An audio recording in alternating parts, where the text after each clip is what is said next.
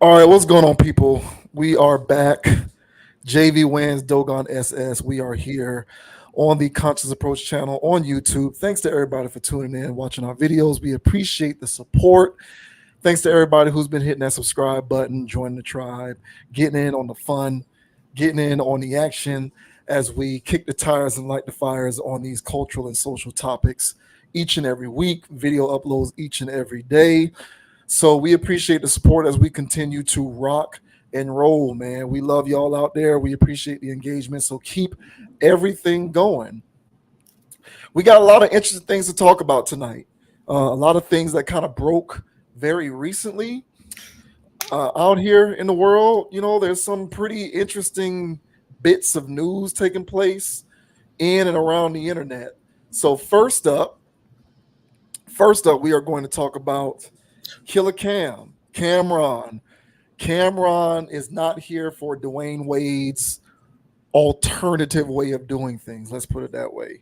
I think ever since Dwayne Wade became more of a pop culture type personality, he's put more of his personal life out there on Front Street for public consumption. You know, various methods with which he chooses to kind of raise his kids and the Hollywood celebrity relationship with Gabrielle Union and how that factors into it. Point is, Dwayne Wade tends to be a topic of conversation when it comes to like societal stuff more often than not, especially in lieu of his retirement, especially given the fact that he has a child, a son who is transgender. So the an update to this ongoing saga involving the way that Dwayne Wade is frequently in the public discourse involves him wanting to start a nail care line. So one second there, I actually shared the wrong tab. So let me get out of that and share the right one. So here we go. Let's see here. Nail care. Cameron, there we go. So Cameron obviously hosts a popular podcast called It Is What It Is with Mace. They mostly touch on sports, but whenever sports intersects with like life and culture, then they'll hit on other topics as well, which is an example of this. But Dwayne Wade, for anybody who doesn't know, was recently on a CBS morning show. He was doing an interview. And obviously, it was a normal interview. They were asking him various questions, and they started to talk about Dwayne Wade's nails. Dwayne Wade has, for a long time, done the Caleb Williams thing, where he frequently paints his fingernails. He likes to paint his fingernails. He has broken through that barrier. He doesn't see anything weird or suspect about a man painting his fingernails. And he very publicly boasts about his painted fingernails whenever he is out in public. So this is nothing new with Dwayne Wade. But during the CBS morning interview, he talked about how he's actually considering starting a nail care business, some sort of nail care line or nail care business. And when prompted as to the inspiration behind his decision to consider that, Wade went into talking about how, you know, fingernails and manis and pedis is one of the ways that he, you know, spends time with his daughter. You know, it's a part of how he expresses himself, and he's an expressive person, and this is a part of his form of expression, and so he's really been thinking about it. And Cameron does not like that. And when they brought it up on the Cameron and Mace It Is What It Is show, Cameron demonstratively kind of walked off the set. Clearly, he didn't want to talk about this. So that is where we come in to give our thoughts on this particular thing. So this says Cameron walks off It Is What It Is set upon hearing of Dwayne Wade's nail care brand plans. Cameron is infamously not a fan of Dwayne Wade's painted nails. So his reaction when he heard that he might be planning to launch his own nail care brand was anything but surprising. Moreover, he straight up walked off the set of his co-hosted sports talk show, It Is What It Is, when they broached the subject, cutting the episode off early. It was quite the extreme reaction, and one that fans were quick to either clown or agree with on social media. Either way, regardless of where you stand on the painted nails debacle, are we really going to make such a big deal out of someone capitalizing on the financial and social interest in that? Jokes aside, Cameron has more pressing athletic threats to address when it comes to the subjects of his occasional ire. For example, Shakur Stevenson warned that he might just drop a diss track against him after the Dipset member threatened to slap Stevenson if they ever met. So we'll go. This whole beef seemed to stem from comments about the boxer being a poor fighter on It Is What It Is. So Mace also got his fair share of bashing. At least we know that Dwayne Wade is not that combative with the trolls.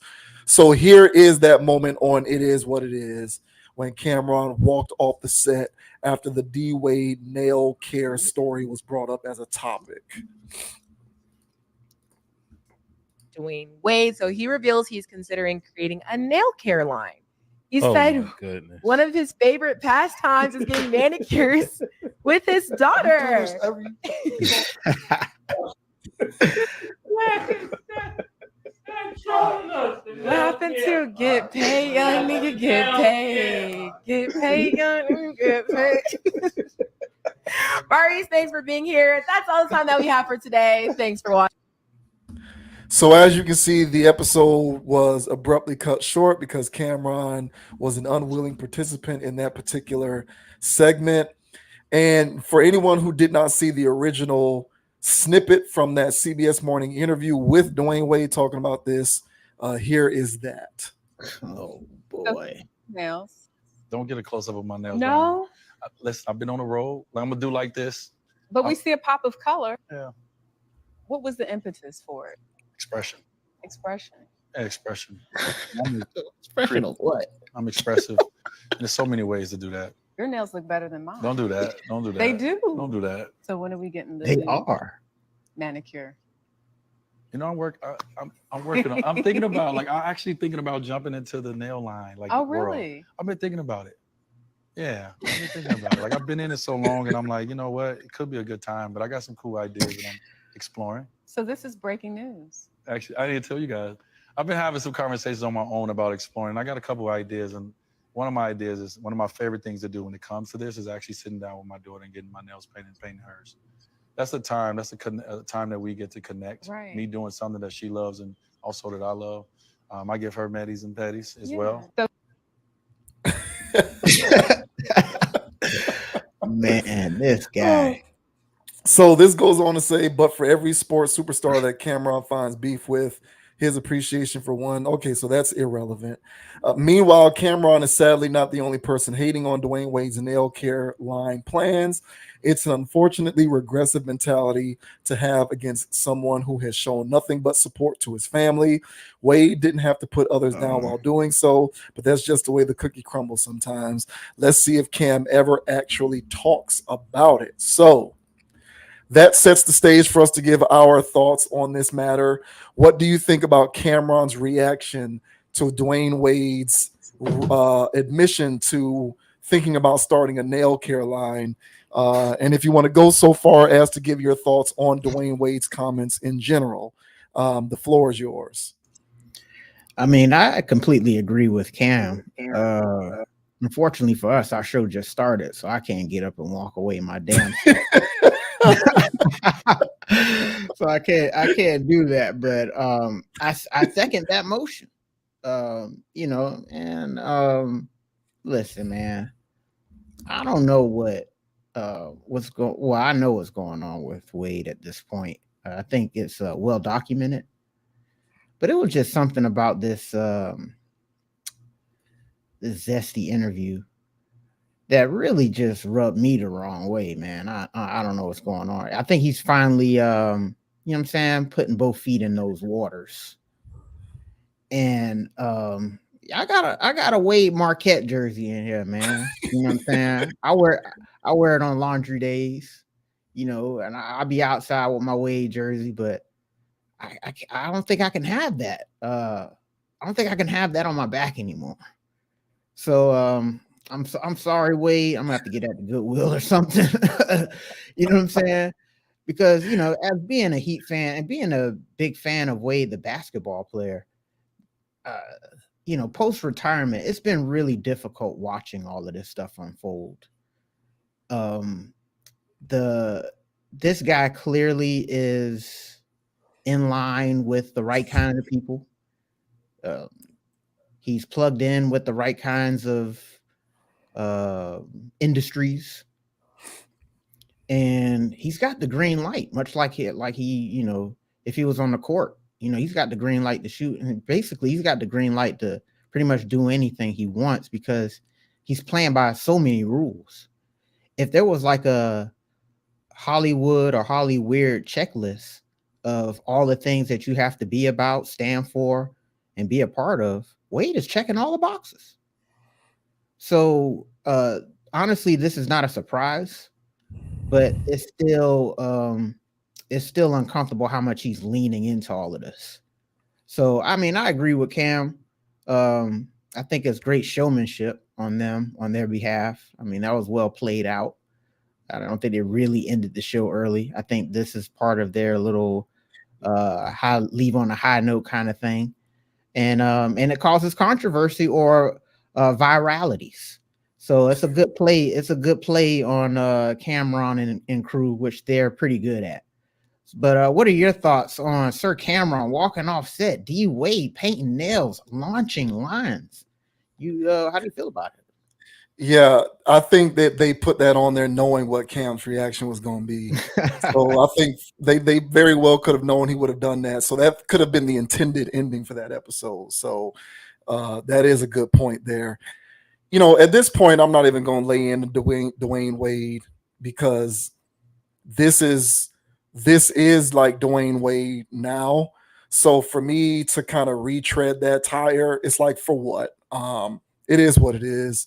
The only thing that I'll say about Cam is, for him to take that stance, I don't have an issue with Cam disagreeing with Dwayne Wade's chosen lifestyle by all appearances. But at the same time, one can suggest that when you get up and you put your man purse over your shoulder,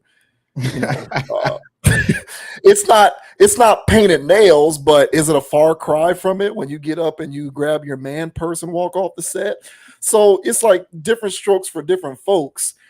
I was never a big fan of the satchel purse becoming a thing again, but these guys are walking around here, casually with these man purses. I kind of feel like if Dwayne Wade is going to be painting his fingernails, then I can also, if I chose to, go at Cam for leaning into the man purse, the whole satchel thing, because to me, they're both on that same spectrum. You can argue that one is more extreme than the other, but in my opinion, they're both on the same side of the pendulum. So I would say to anyone who wants to come at Cam for that, I also wouldn't disagree with that either. But the whole Dwayne Wade thing is like, at this point, he's leaning into this. And I've said this before on this channel, because I don't disagree with you. I do think that Wade is plugged into certain social circles, which dictate that this kind of mentality is beneficial. And so when you're on that side of the tracks, it serves you best to lean into it. But at the same time, Wade is a smart enough guy, and he's been in the public eye long enough to know how to at least publicly position himself to seem like he's on the right side of history. And I think the key with all of this is what is and isn't deemed to be on the right side of history perceivably. And I think what's unfortunate with this particular story, and we're singling out Wade here because he's the main subject, but it's other people we can bring in as examples. It's not just Dwayne Wade, but since this is what happened and it went viral, we're talking about Wade. But the sad part about this is to do this is to be perceivably on the right side of history. And all of these people in the celebrity public eye know that they need to be on the right side of history, because if you even try to remain neutral, you'll be perceived as like a hater. And I think the saddest part about this entire scenario is even if you respectfully disagree with the fact that Wade likes to paint his nails, you're a hater or a bigot. And it's like there's this extreme reaction to anyone who dissents against one's decision to embrace these kinds of things, when really it's just a matter of personal preference, in my opinion. And it's like I've said before, man, when it comes to this family value stuff, like my preference is to my preference is for my son to not want to paint his nails and to embrace his masculinity and to identify with the sex in which he was born. That doesn't mean that I hate Dwayne Wade. It just means my preference is to do it the other way. It doesn't mean that I have a problem or that I'm somehow, as that article put it, regressive. Like, why does that have to mean I'm regressive? Like that's the part that annoys me about this kind of stuff, is for me to dissent against this means that I'm like a hater or I'm regressive or I'm somehow looking in the rearview mirror when I need to embrace the future. I don't have to if I don't want to. I can raise my kids and my family and my household however the hell I choose. But for anybody to dissent against that, it means that there's something wrong with you or that there's a problem. Hey, look, I don't agree with what Wade does. You know, Wade is on that alternative stuff, Will Smith style. It's weird to me. I'm not on that. I prefer more of the straight and narrow because I don't think that there was ever anything wrong with it in the first place. Like, just because someone identifies traditionally in terms of gender or societal norms or sex or whatever, it doesn't mean that they're regressive. It just means that they're a reasonable person who doesn't think that there's anything wrong with the traditional lanes and with which we've all identified these things. But that's kind of not how things tend to play out on the internet. And if I were to say I think Wade painting his nails is suspect and I don't like it, but I wouldn't do it myself. But hey, Wade, do whatever you want to do. I think it's weird and cringe and it's not for me, but do whatever. That means that I'm regressive now.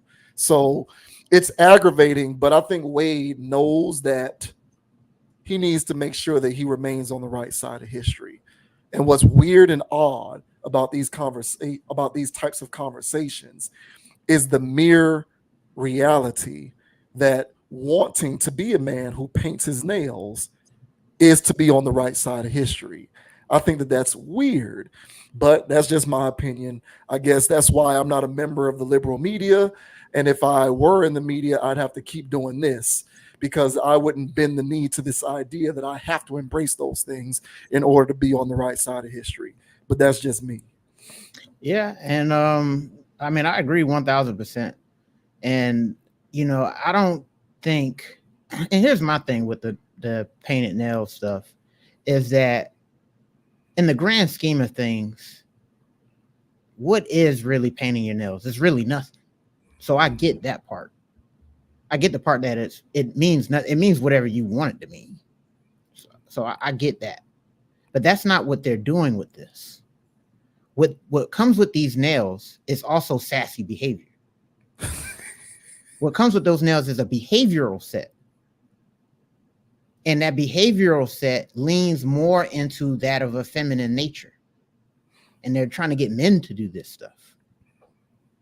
And so my thing is what that is, and also which goes with these things, are these type of ideologies and other things that lean towards what they're calling progressive. But this air quote progress has been going on for the last, I don't know, 60 years. And where has it gotten us? Is this really progressive? Or is it actually regressive? Right, exactly. So this mindset, this ideology that this type of stuff is pushing, because this is more of a signal, a signifier that I stand for certain type of ideologies that's against the grain. And so will there be a person who paint their nails like this that's actually a revolutionary person? I highly doubt it.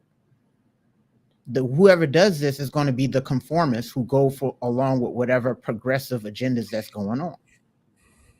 And so when these young people are coming up, yeah, you know, they'll have the painted nails and the satchels.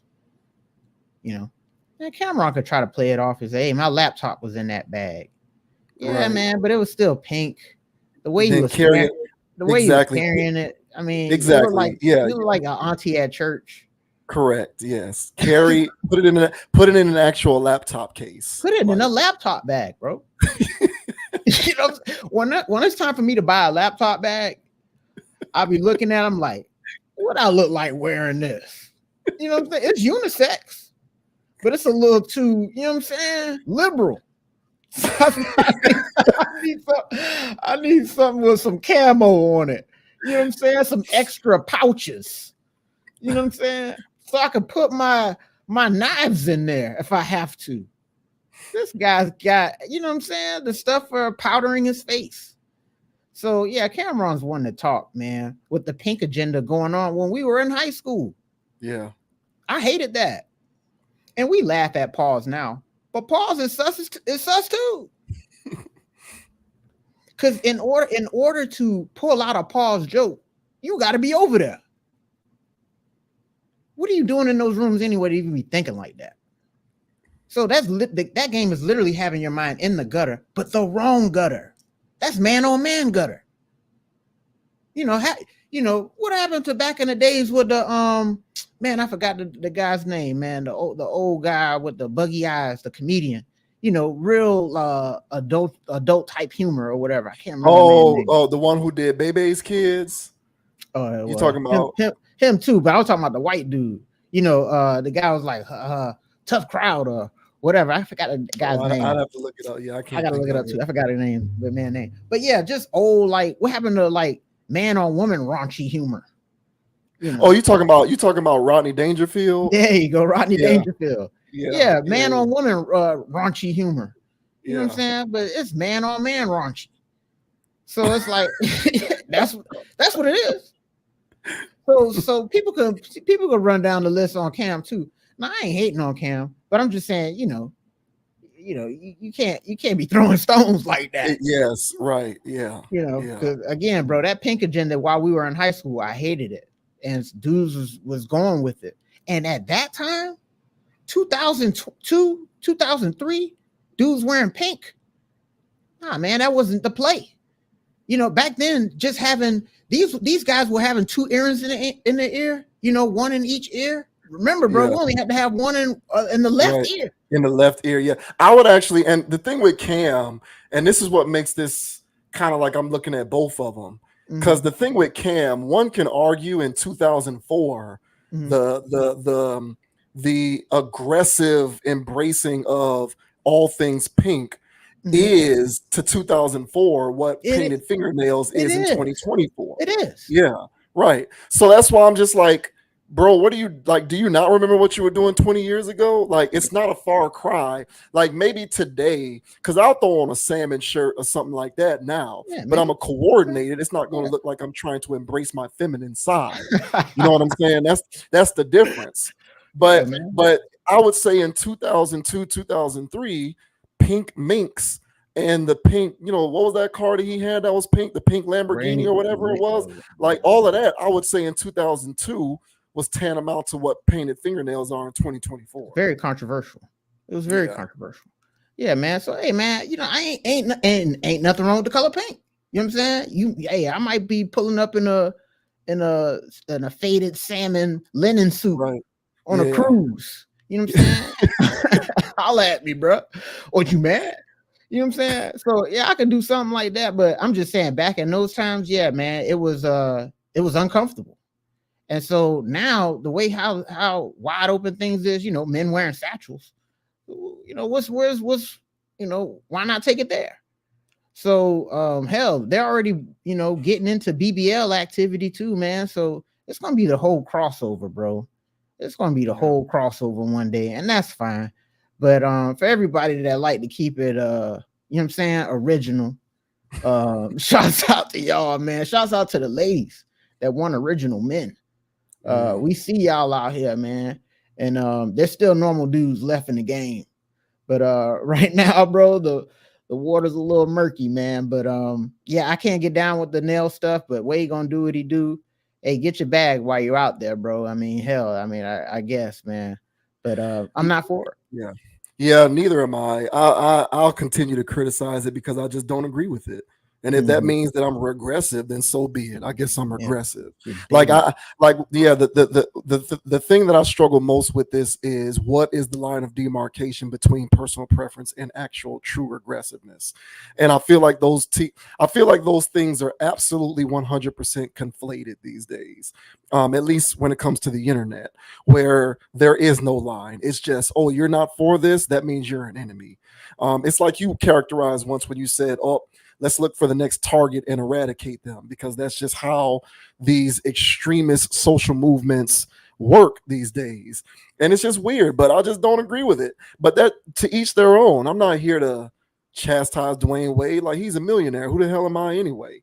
But I don't agree with it, and I don't have to like it or want my own household or kids to do the same thing.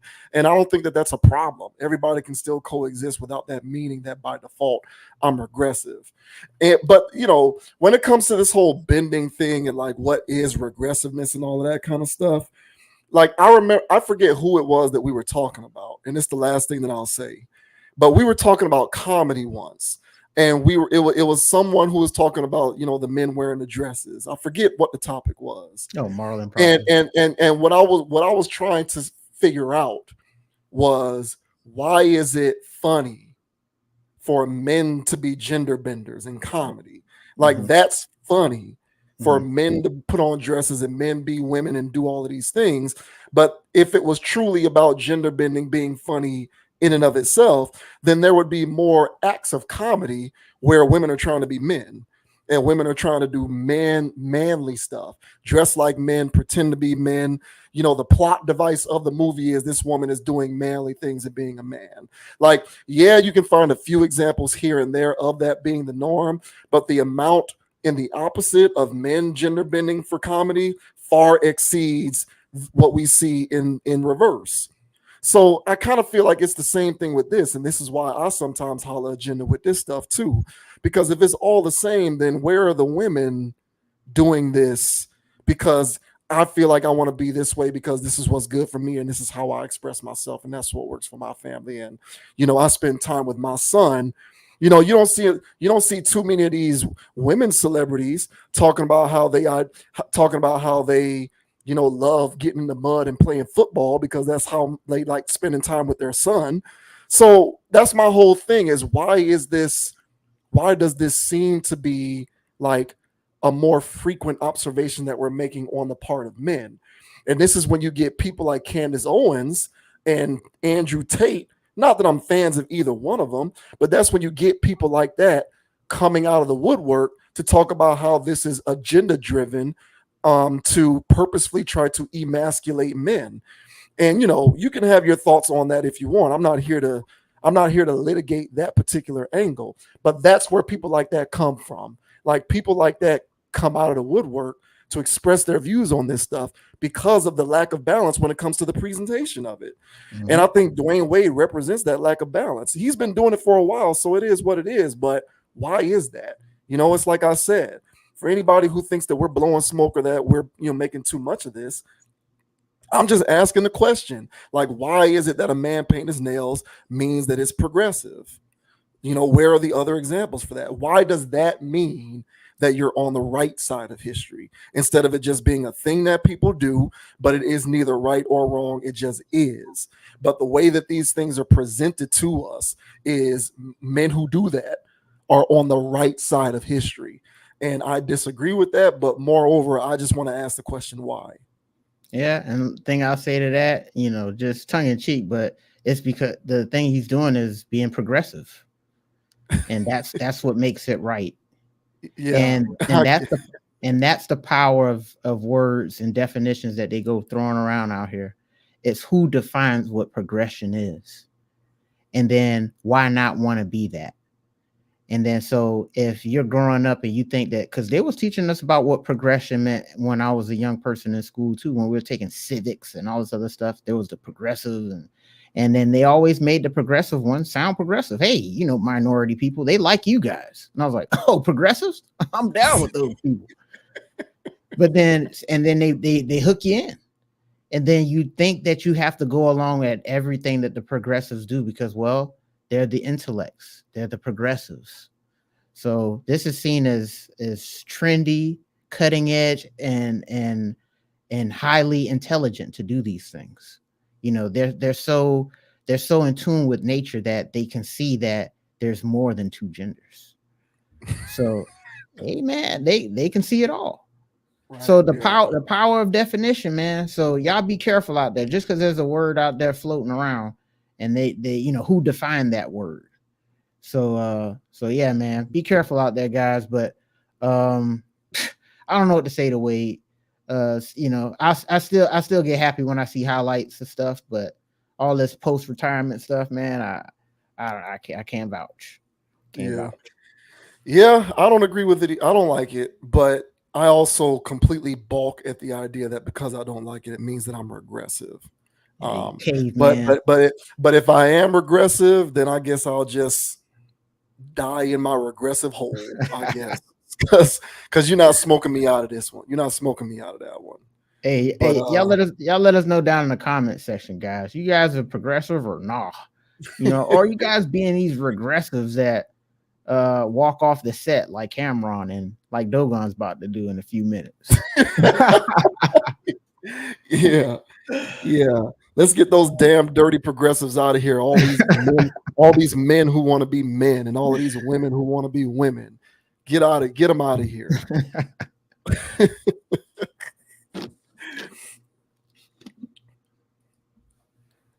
Now we're going to touch on comments made by LL Cool J with respect to what he looks to be rappers these days who are too sensitive and take things personally when it comes to rap beefs. Obviously, people are still giving their takes and opinions on the Drake and Kendrick Lamar beef.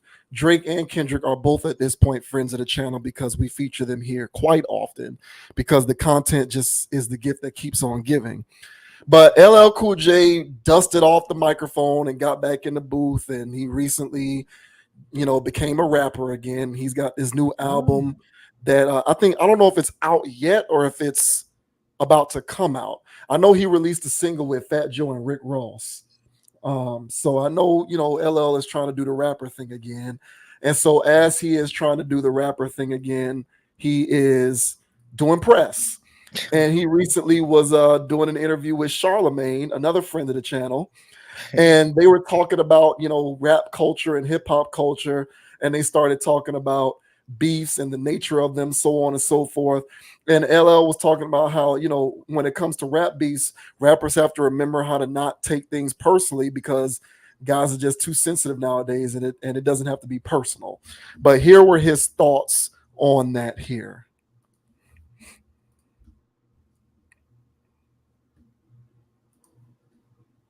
I've always been a guy that looked to avoid problems because I know problems become real problems. And I know how I am. Like I don't look for problems, bro. I don't, you know what I'm saying? Like I'm just really not built like that. I don't want the problems because I'm not fucking playing with you. You know what I mean? Like I don't want no problems. Okay, bro. I'd rather us be friends. You know what I mean? Because you have to look at you got to look at my career, bro. If I put all my energy into a problem, do you know how crazy it would be? This world would be different if I was fucking on the other side of the fence. The whole world. So it's like, I don't even want to go there. You know what I'm saying? I want to keep things positive, energy, no problem, no fake tough guy bullshit. Respect dudes, give them love, give them honor, see them, give them a dap. Respect them behind their backs, respect them too, not just in their face. You know what I'm saying? And just keep it there. You know what I'm saying? And it works for me. That's why I have a lot of friends and a lot of respect in the game. And there's very few people, there's only a few people that, aren't in love with me. And I understand why. And, these things happen. You know what I'm saying? But I got good relationships because of that. So I'd rather keep it there with it. You know what I'm saying? What would you say to rappers today, about the pitfalls of just beef in hip hop? Now that times have changed. Well, I would say that, I would say that when it's really just about the music and the bars, like, don't take it so personal, B. Like, why the fuck are you so butthurt? Like, that you want to, kill everything moving because somebody insulted you on the whack. I do get it, but you got to control that. You know what I'm saying? It's not like you can't really judge them because I've been there. I know it can be upsetting, You see a girl, you in the, the record plays, you in the car, your girl goes, got you. Now you want to fight. Got you.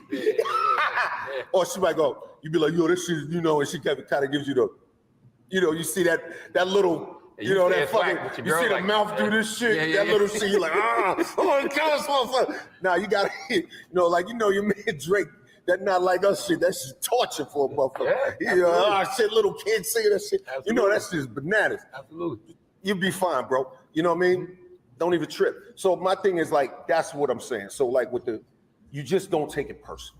You know what I mean? You can't be overly sensitive. All right, so the lucid wise man, Mr. Cool J there. Todd Smith, I think his name is Todd Smith. Man. Yeah, Todd Smith saying, hey man, don't take this stuff personally, man. While also saying earlier, I don't get in the beast because I'm not playing with you. So a bit of a double talk there, if you ask me. But what did you make of what he was trying to say there in terms of these guys taking stuff too personally and they're sensitive? Yo, shout out to LL, man. You know what I'm saying? We're gonna have a bit of a senior moment there. But on all seriousness, I get what he was trying to say. He had me lost for a little bit, but the part where he was basically saying like, yeah, it hurt all of our feelings. These beef records, they hurt all our feelings. So I'm not saying y'all soft because of that. I'm saying y'all soft because y'all want to take it outside of the booth, and y'all want to do all this other stuff. Because I'm sure he's talking about, I'm not sure when this was recorded, if the Rick Ross situation had happened by then. But the Rick Ross situation in Vancouver, the one with the Weeknd, either manager or something like that, and some other stuff going on where it's just shenanigans. And Drake every week, just either making some type of cryptic post or doing something else that's like, dang, bro, get over it. You know what I'm saying?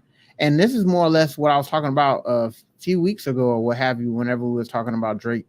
And I was saying that, he just has to humble himself and then take the L, go away, take the L and then come back, a different type of person, a more humble person and make hits like everybody know you can.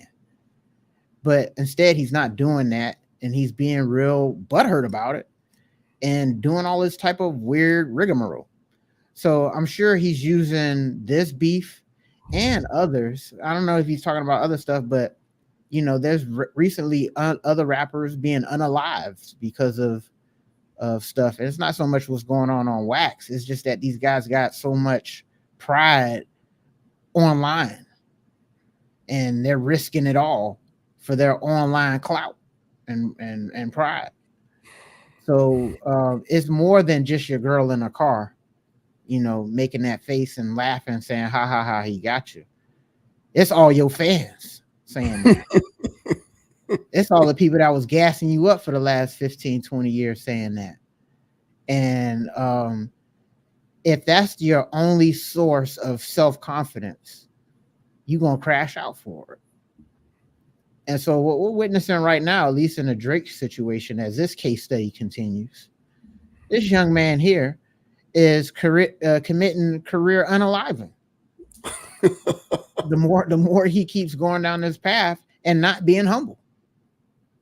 So LL's got a point there, man. You know what I'm saying? I had to dig through it like a Joe Biden speech.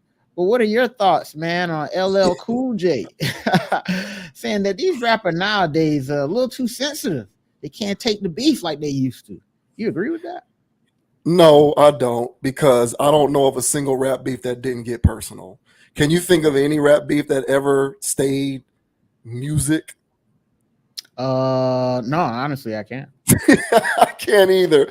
Like I'm going through my memory bank here, trying to think of whether any of these didn't get personal, and they all get personal. Because I'll say this, and I'll let you go.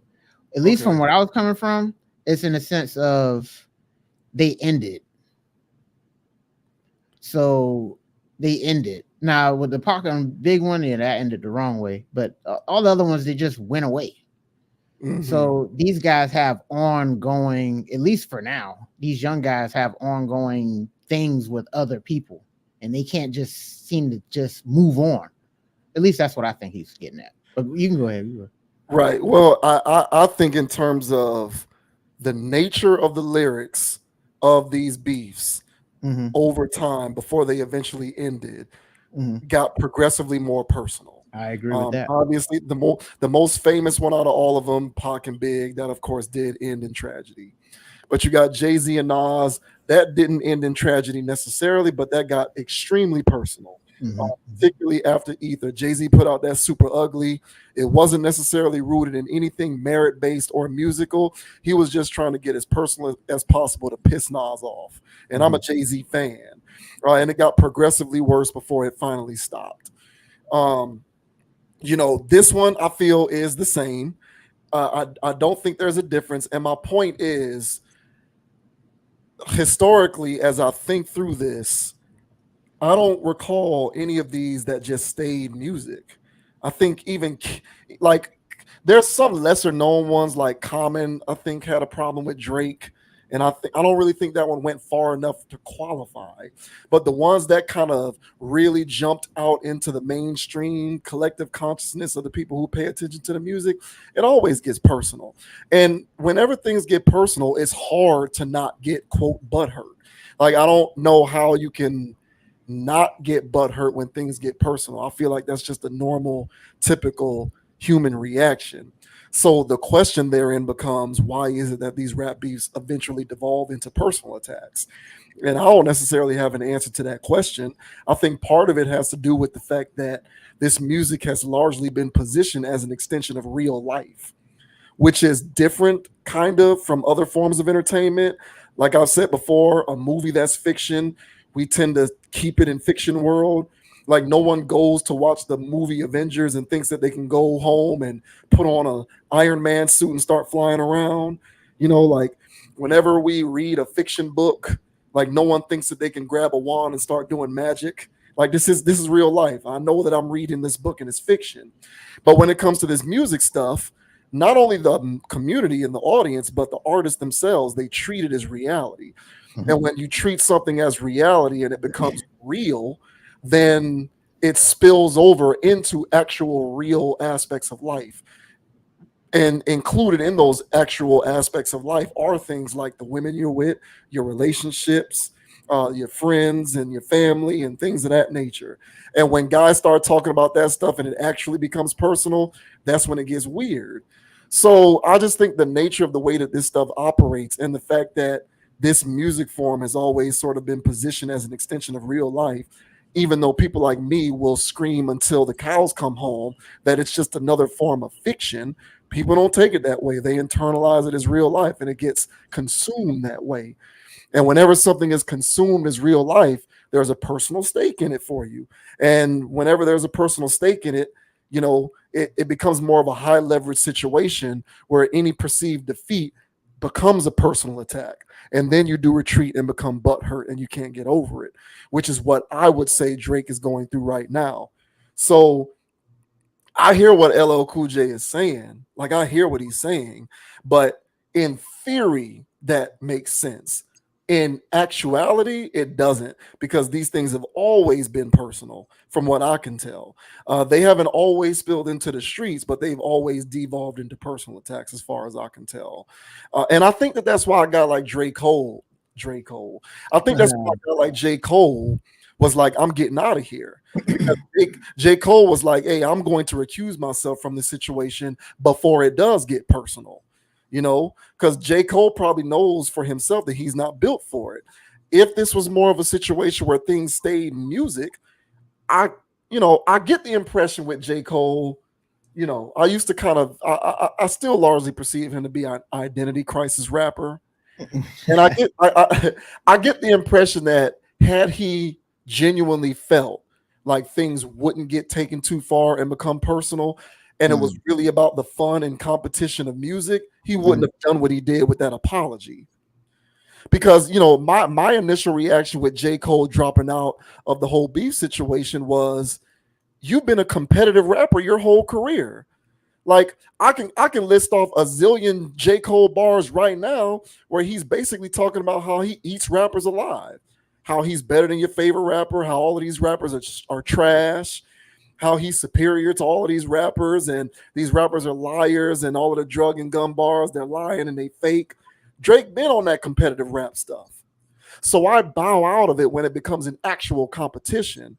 There must be a part of you that thinks that at some point it will cease to be competition and it will become something else.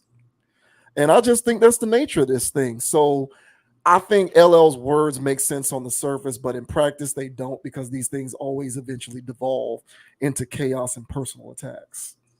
Yeah, that's fair. I mean, and even back then, there wasn't even enough coverage to know what was going on in these personal circles, because while I was busy laughing at the Game and 50 Cent when they was going through their stuff with the G Unit thing, there was actually people getting pow-powed and unalived with those events, and I didn't know that, and I'm sitting at home laughing at all of this stuff because I don't know what's going on in the background, but it was actual people, things happening. So that wasn't just records those guys were making, that it was actual real beef. So who knows what was actually going on in the 90s. So it probably was a personal thing that started it off in the first place, because let's be honest, unless it's like a actual rap battle, I don't know why these guys would actually want a duel, because I don't even know when at any point in rap history where the rap battle was strictly a duel, because hey, you're the best in the game, hey, you're the best in the game, well, let's prove who's the best. It was never that. It was always because somebody slighted him, or he felt like he was sneak dissing him on a song, or some hood politics that went global, and so it's kind of always personal to that degree.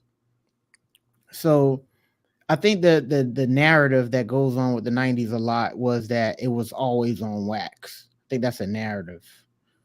And but me as a consumer, I only saw it as wax because that's all that was presented.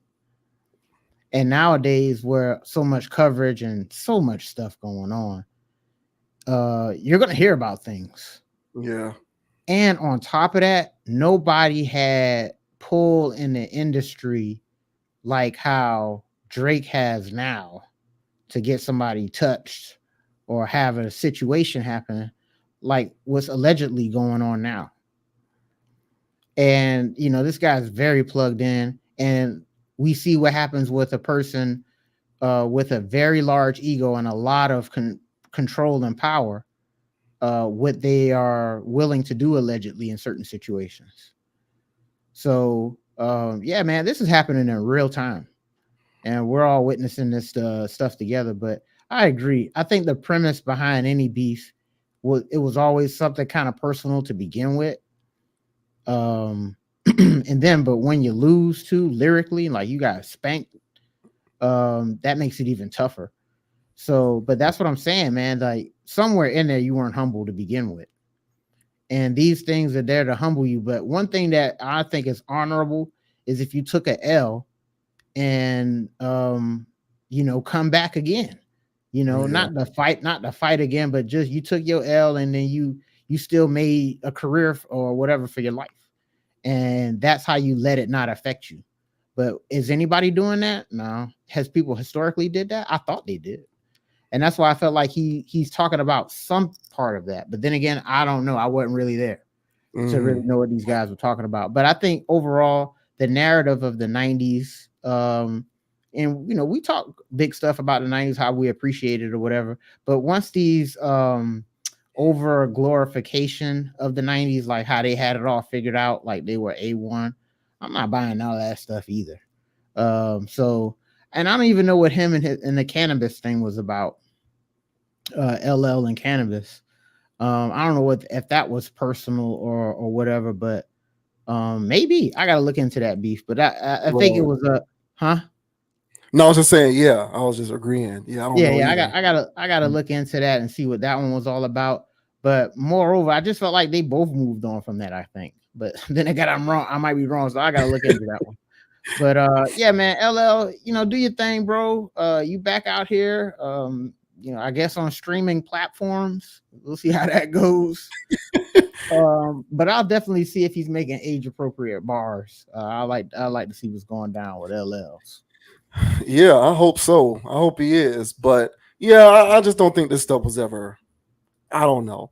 Anybody in the comments, let us know. Like, what are some examples of rap beats that stayed music, that stayed strictly about rap competition? Like, let's see who's better, and at the end of the day, may the best man win. Like, I can't think of any examples. To me, these things have always been personal, and they've always been personal because these rappers and rap music as a culture, it's been given to us and it's been given to those who practice it as an extension of reality.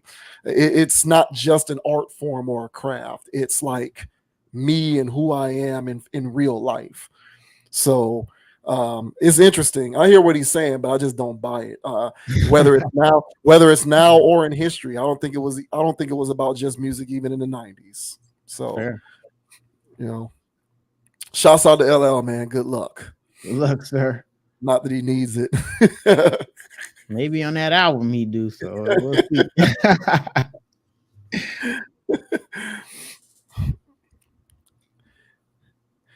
And for the most controversial topic of the week, 50 Cent acknowledged his Many Men song going viral in the wake of an attempt to what do you call that? Reverse in what do you say? Delete life deletion or whatever you call it. Unaliving. Unaliving, yeah. In an attempt to unalive, Donald Trump, 50 Cent's Many Men trended on the interwebs.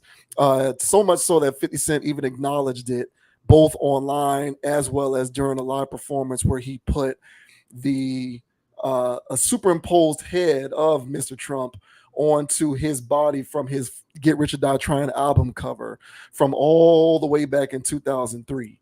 So this was obviously huge news, not just in the, hip hop world, but just in general in the world, period, when this took place over the course of the weekend. But this says internet explodes with 50 Cent Many Men memes following Trump attack, and 50 Cent responded. Rap icon 50 Cent shared a meme of former President Donald Trump on his iconic Get Rich or Die Trying album cover in reaction to the unalive attempt in Butler, Pennsylvania on Saturday. Suspected perpetrator Thomas Crooks, 20, opened fire at Trump's rally, unaliving one person and injuring two others. The ex-president was grazed in the right ear and rushed off the stage by the Secret Service. Trump gets shot. Now I'm trending. The rapper and business mogul born Curtis Jackson posted on X on Saturday. The viral meme features Trump's face on 50 Cent's 2003 album cover. Social media exploded. Yeah, so that's what that looks like there. Come on in. There you go. So that's what it looks like there. And social media exploded with photos and videos of the moment Trump raised his fist in the air after the shooting at the rally, with the rapper's classic song Many Men playing in the background. An AI version of the song featuring Trump's voice is circulating online. And according to a report from Complex, there is footage of the rapper using the meme as a backdrop while performing the song during a recent performance. That is true. I believe that performance was in Boston. So I don't know why. It's not a report like that. He actually did do that. In early June, 50 Cent and civil rights attorney Ben Crump appeared on Capitol Hill in Washington, D.C. to advocate for more opportunities in the liquor industry. Speaking with CBS News at the time, 50 Cent said that he hadn't decided on who he wanted to vote for in the upcoming election, but could see black men identifying with Trump. So that is that. So this obviously went crazy on the internet. It went crazy on Twitter with them with that song trending because of the situation. What do you think about the fact that 50 Cent's Many Men song started to trend in the wake of this situation? Is there anything that you take away from that happening? I think it's just a reflection of American society, and their unseriousness. I think there's a very large majority of Americans. I don't know. I guess Gen X, or whatever the qualification is, the one that's right above us. Um, Gen X and down are very unserious people. Everything's a joke to us. So as soon as that happened, um, many men, I could see that. I can see that. Why that is the song that grew wings from the artist who got shot 9 times. So, Trump was only shot once, but this is what's the meme about this. And Trump is coming out looking um, like the hero. Like he's looking like a martyr, and he didn't even die. So this is it sucks that somebody did get unalived out there. We're not gonna poo-poo this event, right? So somebody did get unalived out there, and somebody did get injured. But Trump, he got away with a scrape on the ear, millimeters away from the demise, but he still was able to make it out of that. So the internet, from having so many people that, like I said, Gen X, millennials, and on down, white and or black. All right, everybody knows who 50 Cent is in that bracket. Everybody was fans of 50 of some degree. They play it in the club to some degree. All of them know Many Men, and this is going to even the most Trumpiest of Trump MAGA people in the woods. They know who 50 Cent is. They know what Many Men is. So this plays right into all of it. I think all of this is great campaignage, way to turn this attempt into, man. I mean, the forward momentum on this is going crazy. Yeah. So, and that photo is iconic as you're going to get. I'm going to see that picture forever, and because people are not going to let me forget about it. And that's going to be memes about anything in the future. Something's going to happen 10 years from now. They're going to superimpose whoever face that was on Trump's body doing that arm fist thing because it was such a moment. So yeah, man, if I was 50, I'll lean into this too, man. Hell, why not? So this is great. His streams, I heard it charted again. This song charted again because of all of this. So hell, if I was 50, I would love this too. So, but what are your thoughts, man, on Many Men trending after Trump's attempt on his life? This stuff making sense to you? What are your thoughts? It makes sense. We covered a Trump topic before in recent memory where he was basically saying their plan to galvanize the black vote on the MAGA side was to invite many prominent rappers to I don't know whether they were saying that they would be invited to the Republican National Convention or whether they would just be invited to other events and speaking engagements on the MAGA campaign. But we covered that on the channel and what our thoughts were in terms of what the indication of that is.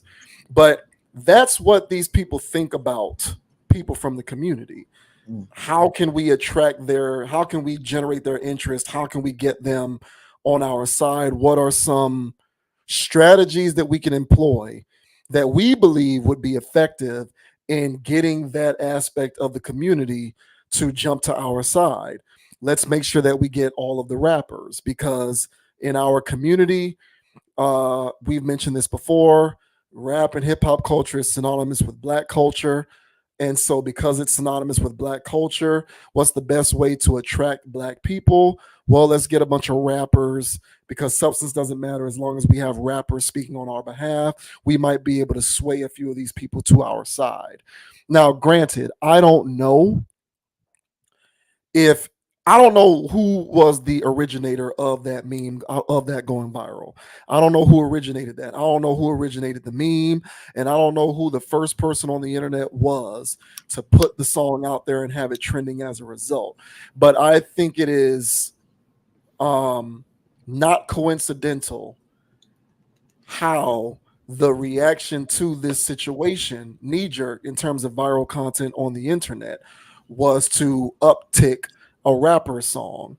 And obviously, the song from a rapper who was very famously shot a whole bunch of times and survived. So I kind of think that this is something that is benefiting the MAGA man, of course, because like you, I agree.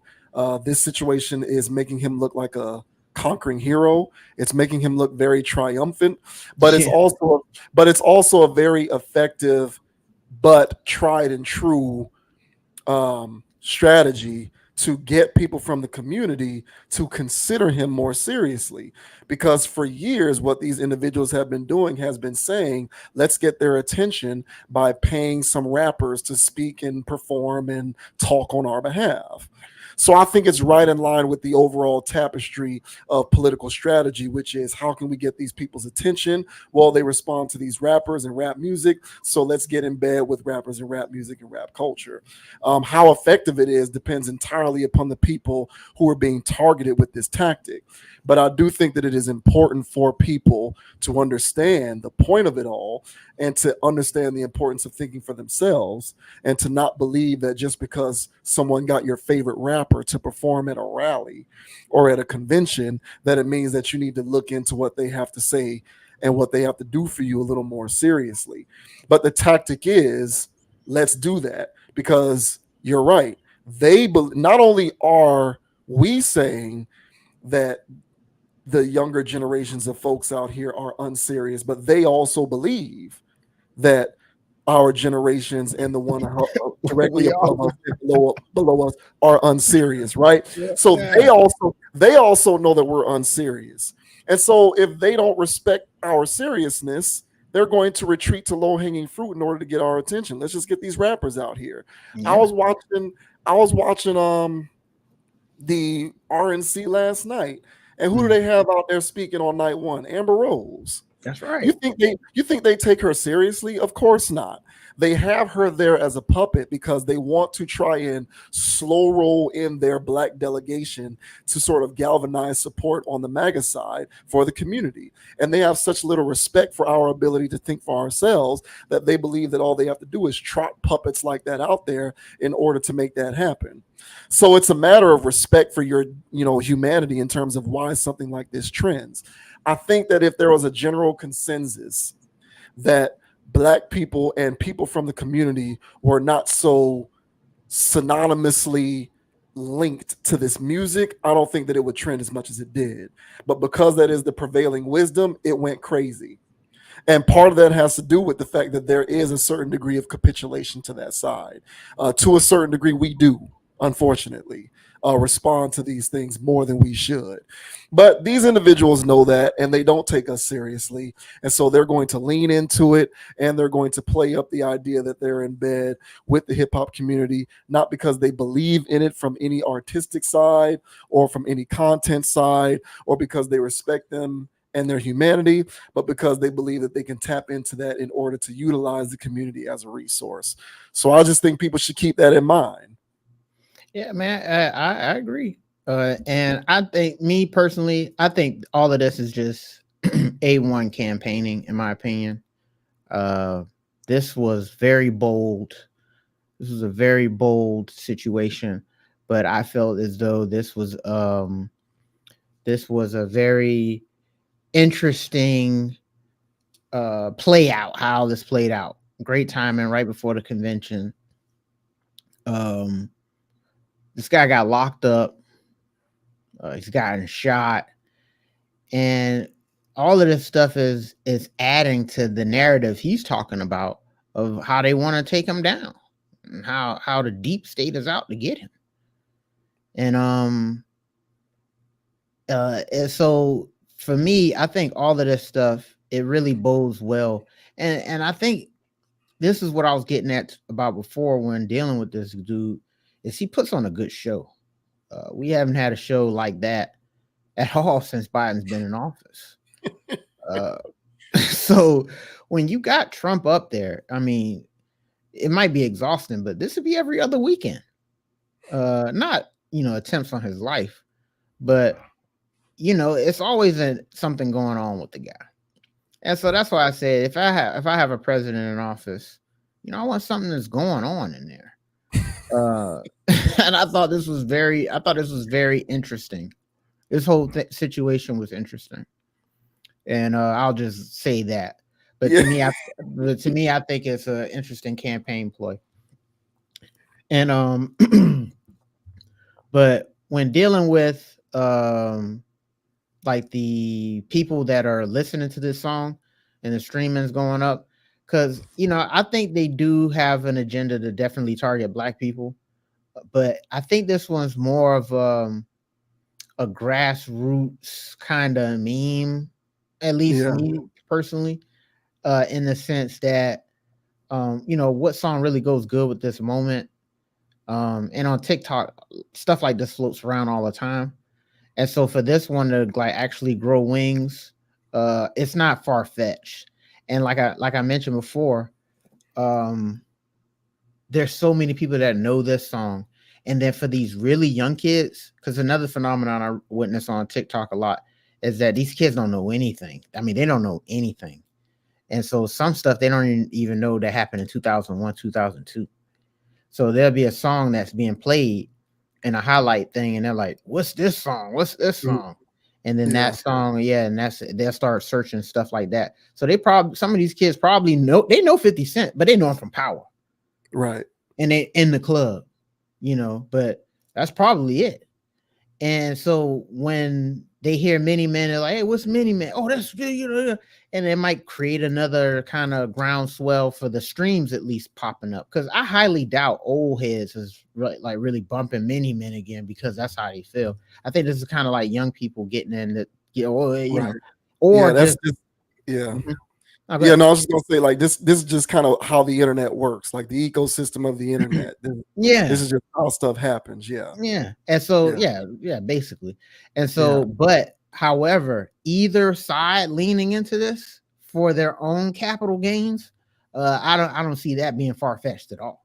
Right. And you're 100% correct with the Amber Rose thing. I'm really trying to figure out why they got Amber Rose at any convention. But this is where we're at. This is where we're at in America. Remember when we was growing up, you had to be professional. It was like, hey, you gotta have a suit and tie. You have to shake a man's hand real firm, look him in the eye. I'm like, man, that's a lot of qualification. That stuff don't go on no more. You know what I'm saying? It don't go on no more. Everything is whatever. I can't believe this. I can't believe this, man. So, so I'm just laughing at the clown show at this point. I'm just laughing at it. Just trying to make sure that the checks keep rolling in, man. Just trying to make sure I got good work, checks coming in, bills paid. That's pretty much where I'm at right now. And I think that's what most Americans are right now, because everybody's like WTF at this point, because this whole campaign on both sides of the spectrum has been an absolute shark show, and it doesn't seem to be slowing down anytime soon. And last thing I'll say is that the White House is bold, at least in my opinion, but Biden had these videos that he was addressing after he spoke to Trump, or just talking to America about the Trump shooting or whatever. And it was so succinct. I mean, it was succinct. I mean, brother didn't miss a beat. Didn't stutter, didn't stammer, didn't say didn't say anything. And I was like, wow, they really used the AI thing. They did. They used the AI president thing. Now, they showed us the AI president thing when Obama was in office. And it was like, yeah, man, y'all ain't know they can fake these presidential things, these little addresses to y'all, huh? And it was like, wow, that's crazy. And so I really think they used the Biden AI thing to address America because, well, the guy was going to gaff it through. So, man, this is where we're at. We got AI presidential addresses. We got candidates getting clapped at. All right. This is 2024, baby. Yeah. So man, this is the year we're supposed to be voting for Ye. We're supposed to be voting for Ye this year, man. I can't this well, now I don't think anybody gonna vote for him anymore. I don't know what No. that boy going through. Every week when I be looking for topics, Kanye's doing something. And he's every week. And it's always nothing. It's something, but it's nothing. This guy's out of control, man. So I won't be voting for Ye. I thought that would have been kind of cool, but I don't know if I can have that going on every day. Yeah. No, I do think that it was a organic internet thing, but I guess my take on it comes from the fact that these days people capitalize on any kind of momentum if they feel like they can tap into it from a strategy standpoint to benefit from it. 100. And like I said before, the his side has already talked about how they're planning to attract black voters and urban voters, people from the community, allies, is to invite rappers to come to public events, speaking engagements, so on and so forth. So I think that there's going to be an evolution of this in some fashion. And I guess we'll just wait and see what form it takes. But I suggest people really do become more serious because they are not taking y'all seriously out here. But shouts out to 50 Cent, who got the opportunity to have a song from over 20 years ago trend in the positive direction. Because I agree, there's a lot of people in the generations that that precede us that probably have no idea about the Get Rich or Die Trying album or that song. So Yeah. you know, it's crazy. Oh man. Bedlam. Now we have to talk about, well, we don't have to. We're choosing to talk about Megan Good setting the record straight on a moment that set the internet on fire in another way, where Michael Ealy apparently, I don't know, do they have something going on together? It was a speaking engagement for something. It was I can find out what the speaking engagement for, but what made them get talked about is Megan Good is with Jonathan Majors, and they were attending a meet and greet. Megan Good, Michael Ealy are a part of a group attending a meet and greet. Jonathan Majors is with Megan Good. Michael Ealy shows up, gives Megan Good a big hug, lifts her off the ground, bypasses Jonathan Majors, and proceeds to shake hands with other people in the group. The internet went crazy with this, wondering why Michael Ealy would just so openly shade Jonathan Majors and ignore him. Is there something going on that was so disrespectful? Blah, blah, blah. Is there some kind of beef? And Megan Good had to join in on the shade room on Instagram to set the record straight that they don't have any beef and that they had previously greeted each other before that footage was captured, but no one wants to talk about that because everyone is looking for the sensational stuff. So that's the backdrop on that. So here's some context here. This says Megan Good breaks silence on backlash from hugging Michael Ealy. Megan Good evoked the wrath of the internet during a recent meet and greet. The actress reunited with former co-star Michael Ealy and greeted him by giving him a long hug. Ealy proceeded to lift her off the ground during said hug. The issue, at least according to people online, though, was that Ealy did not talk or interact with Good's boyfriend, Jonathan Majors. He greeted everyone else in the group except for the Creed 3 star. The interaction was widely viewed as a rude gesture towards Majors. The backlash reached such a fever pitch, in fact, that Megan Good addressed the video on July 15th. The actress took to the Shade Room comment section to set the record straight. According to her, there isn't any problem between Ealy and Majors. She believes the video was simply taken out of context and overanalyzed. Scratching my head, super unfortunate how people don't have anything better to do than project on others, she wrote, and intentionally perpetuate negative, misguided commentary on life snippets they have no real context to. It's sad, sigh, but still, God bless y'all. Everyone loves to give those shit sandwiches. Mhm. Megan Good's reaction to the controversy makes sense, especially when the full video of the interaction made its way online. In the full video, Michael Ealy can actually be seen talking with and greeting Jonathan Majors before he greets Good. This debunks the theory that there's beef between the actors or that Good had disrespected Majors. The omission of this crucial interaction was something that Megan Good actually brought to the internet's attention. The actress once again went to the Shade Room comment section to assert that the hug had been taken out of context.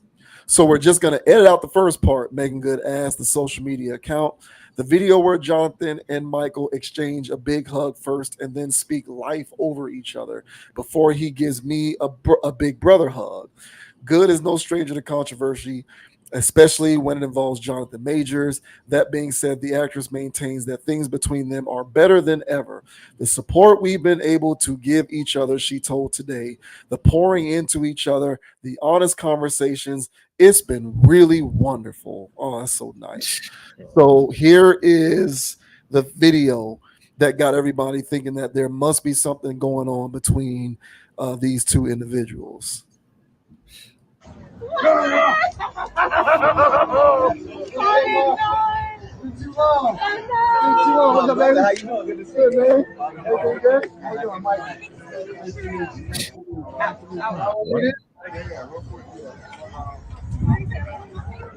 This is fire. Love this. Love this. Dion will love this. Absolutely. One more. One more.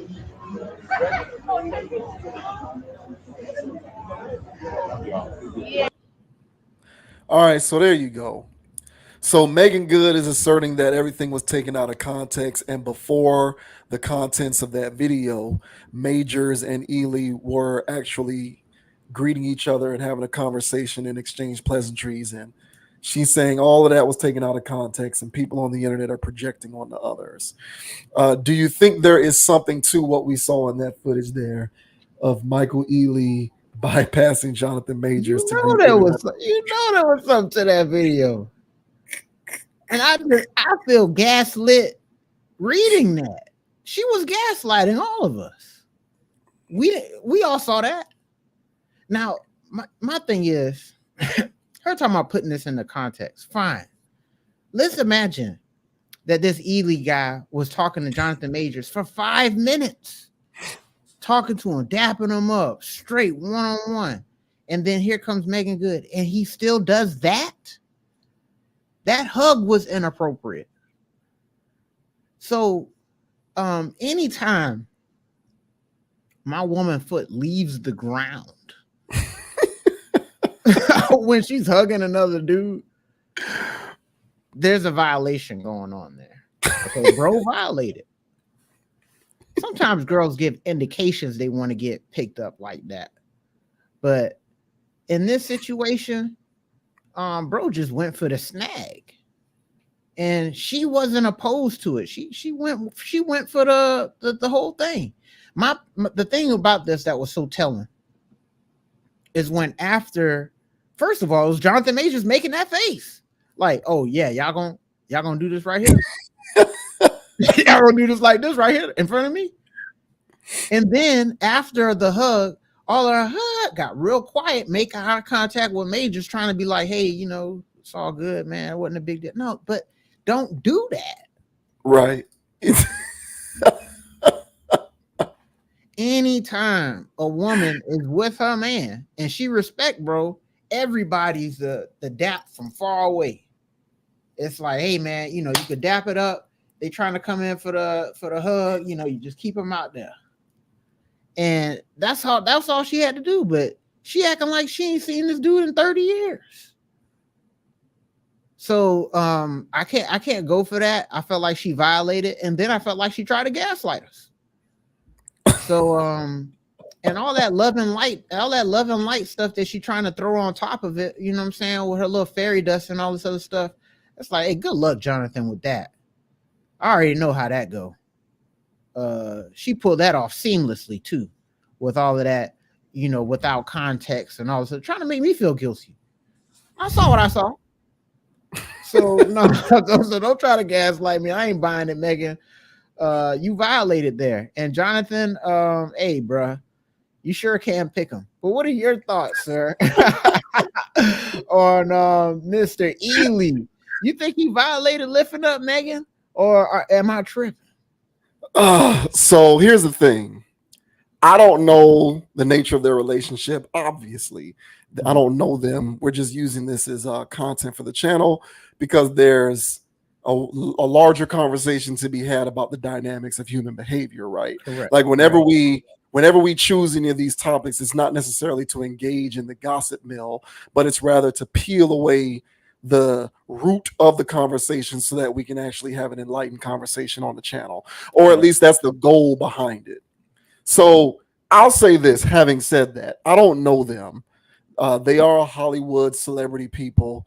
They go way back, they go way back. They've been in a couple of movies together. They got a lot of skin in the game. They've known each other for a long time. So whatever. Excuse me. Maybe they're that close. Maybe they're that close and that's just whatever. But here's my thing on this. Mm-hmm. All having said all of that, Mm-hmm. I've known you my whole life. Mm-hmm. So I've known you, full disclosure, people out there. I've known this dude since I was like 11 years old. I've known Dogon SS since the 6th grade. I was like 10, 11 years old. Mm-hmm. Okay, so this is a friendship going back almost 30 years. If this guy came to an event with his woman for as long as I've known him, and how much I know that if I did something like what Ely did, he might brush it off because he knows that there's trust and all of that because we've known each other for so long. Mm-hmm. I still wouldn't do that. Like Correct. I still wouldn't.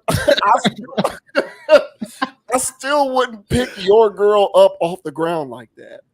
I wouldn't do it. Like there's a certain level of decorum and respect for like relationship sanctity that kicks in, Right. that says I'm just gonna give her the side hug. Correct. Or even if it's a frontal embrace, whatever. But I'm not gonna like pick her up off the ground. Like even if I go way back with her, like even if I've been knowing her for a while and we all are friends and whatever. You know what I'm saying? I know you, I respect you. Me and you go back over 20 years. And even if I knew this chick and I know that it ain't nothing there but platonic energy, out of respect for you, I wouldn't do that. I wouldn't do it. So, people can say, oh, y'all just doing whatever. Look, people, at the end of the day, man code is man code. And I feel like that was a violation as well. He violated. Am I gonna read too much into it? No, because at the end of the day, I don't give a damn. I don't know them personally. But the thing about it is, I put myself in the Ely's shoes. Mm-hmm. Me. So JV Wins is there and not Michael Ely. I know that this dude is with her. Right. I know that this is her man. I know these things, right? So I'm not going to just show up and just embrace her and pick her up off the ground. And I'm not going to do it solely because the idea might creep into my mind that maybe he would not be cool with that. Even if me and him are cool, I'm going to think about it from the standpoint, me and him might be cool and me and him might be close and me and him might be friends. But despite all of that, you just never know what his boundaries are. He Correct. might not be okay with that. Correct. And if I don't definitively know, like you would have to give me permission. You would literally have to say, yo, JV, if you ever want to hug my girl by picking her up off the ground, I'll be totally cool with it. Which you never do. But I'm just saying, hypothetically speaking, it would have to be illicit permission in order for me to know beyond the shadow of a doubt that I am not in violation of any of your boundaries as her man by doing something like that. And so again, these people are operating on a different plane of existence. And it's beyond my comprehension. But in the real world, I would perceive that as a violation. And if I was on the other side of it, if I was Ely, even if I felt like he might be okay with it, just out of respect for bro code and the notion that he might feel as though I am in violation of his boundaries, I just wouldn't do that. Like, I wouldn't do that if that was your girl. And I've known you my whole life. So it's just one of those situations where, to me, it's kind of weird and awkward behavior. But as the Romans, I guess, do as the Romans do, they say. And I guess just the rules of typical society just don't apply to everyone who operates in those alternative social circles, I guess. So I guess the joke's on me. And well, I mean, the whole thing with these Hollywooders. Oh, I hear echo back there. For me, You still hear it? You hear for it? me, no, I'm good. So Okay. the thing is with these Hollywooders, man, you're right, bro. They'll do any damn thing. You know, who knows how they really live, and so. But still, man, I think the reason why this went as viral as it did was because dudes have been in similar situations. It don't have to be picking the girl up off the ground. It's the girl having somebody from her past and being a little too friendly with bro in your face. And it's disrespectful. And I think a lot of guys have seen that, witnessed that in their own lives, where they're like, hey, that's that energy right there. We all know what that's about. And so yeah, you know, and the internet gonna get messy with it. But I think once this situation came up and people were calling it out, I was with that. So I wasn't. This is one of those things where they getting in these people business, but I was like, if y'all want to get in these people business to talk about, at least from the videos I saw, about like how, you know, you got to have decorum. Right. Yeah. And respect for your partner and all this other stuff. And bro just coming in off the violation. I mean, bro just came in violating. Like, and it's even worse if he was talking to me earlier. So you were talking to me earlier, and then my girl comes, you want to pick up off the ground? And so again, I think that the reason why, you know, another reason why people felt some type of way about this and started talking about it was Major's reaction to it all. Where he's like, wow, you gonna really pick up like this in my face like this? Like, you don't know I just left DV charges? You know what I'm saying? Yeah, this girl gonna accidentally fall down the stairs tonight messing around with you, man. So DV is not a joke, guys. I'm just playing. But yeah, man, this is wild stuff, man. So yeah, I ain't having it, bro. You can't pick my girl up. I don't care how cool he is. Yeah. And I wouldn't do it. That's so weird, bro. And yeah. I got homegirls that I've known too for like you know, pushing 20 years at this point for some of them. I would never, even if I haven't seen some of them in like 10 years, you know, physically, you know, I wouldn't do that. You know, now if she jumps into my arms, that's a discussion that she has to have with her man, but I'm not going to be the one that picks her up. So yeah, man, he went for the lift. She stayed for the carry. And that's why I feel like they were both in the wrong. So Jonathan Majors, whatever, bro. You know what I'm saying? It's whatever with this dude anyway, man. This is a fake ass relationship, if you ask me, to begin with, because it was so PR to rebound from it. So who even knows what they're even doing together? They might even really be in a real relationship. This is Hollywood stuff.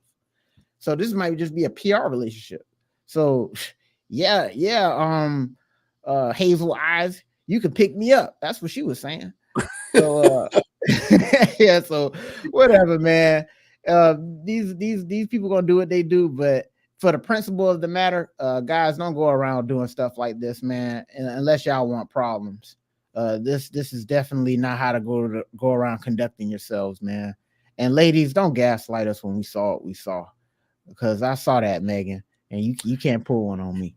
Well, you know what they say: if a man has an issue with something like this, then he's insecure. That's the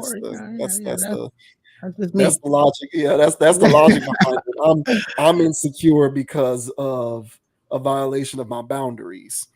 But you know, it is what it is. I think, you know, I wonder what the reaction would have been had it been Majors picking up some other chick off the ground. You know I wonder what would have happened if that had been the case. I think it would have been even louder. I think the internet would have been like, bro, doing that right in front of Megan, how dare he? Yeah. So I knew he was a scumbag. Yeah. All the above. But Yeah. Megan is love and light. You know, Jesus love you. And then we go, yeah, we rolling on to the next thing. Yeah. I just yeah, there's a certain aspect of respect and decorum that I think was affronted in that situation.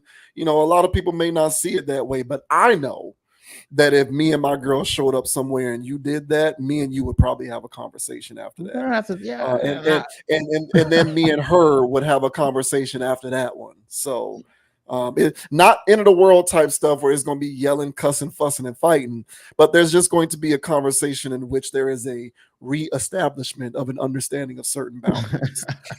And if that means that I'm unreasonable because of that, then it is what it is. Whatever, you know. Yeah. Hey, bring back decorum, y'all. Yeah. Bring back decorum and discretion. Please. Ooh. Shouts out to Megan Good, man. She's still an OG in the game. Yeah, I got love for Megan, but yeah, gaslighting was commencing here for sure.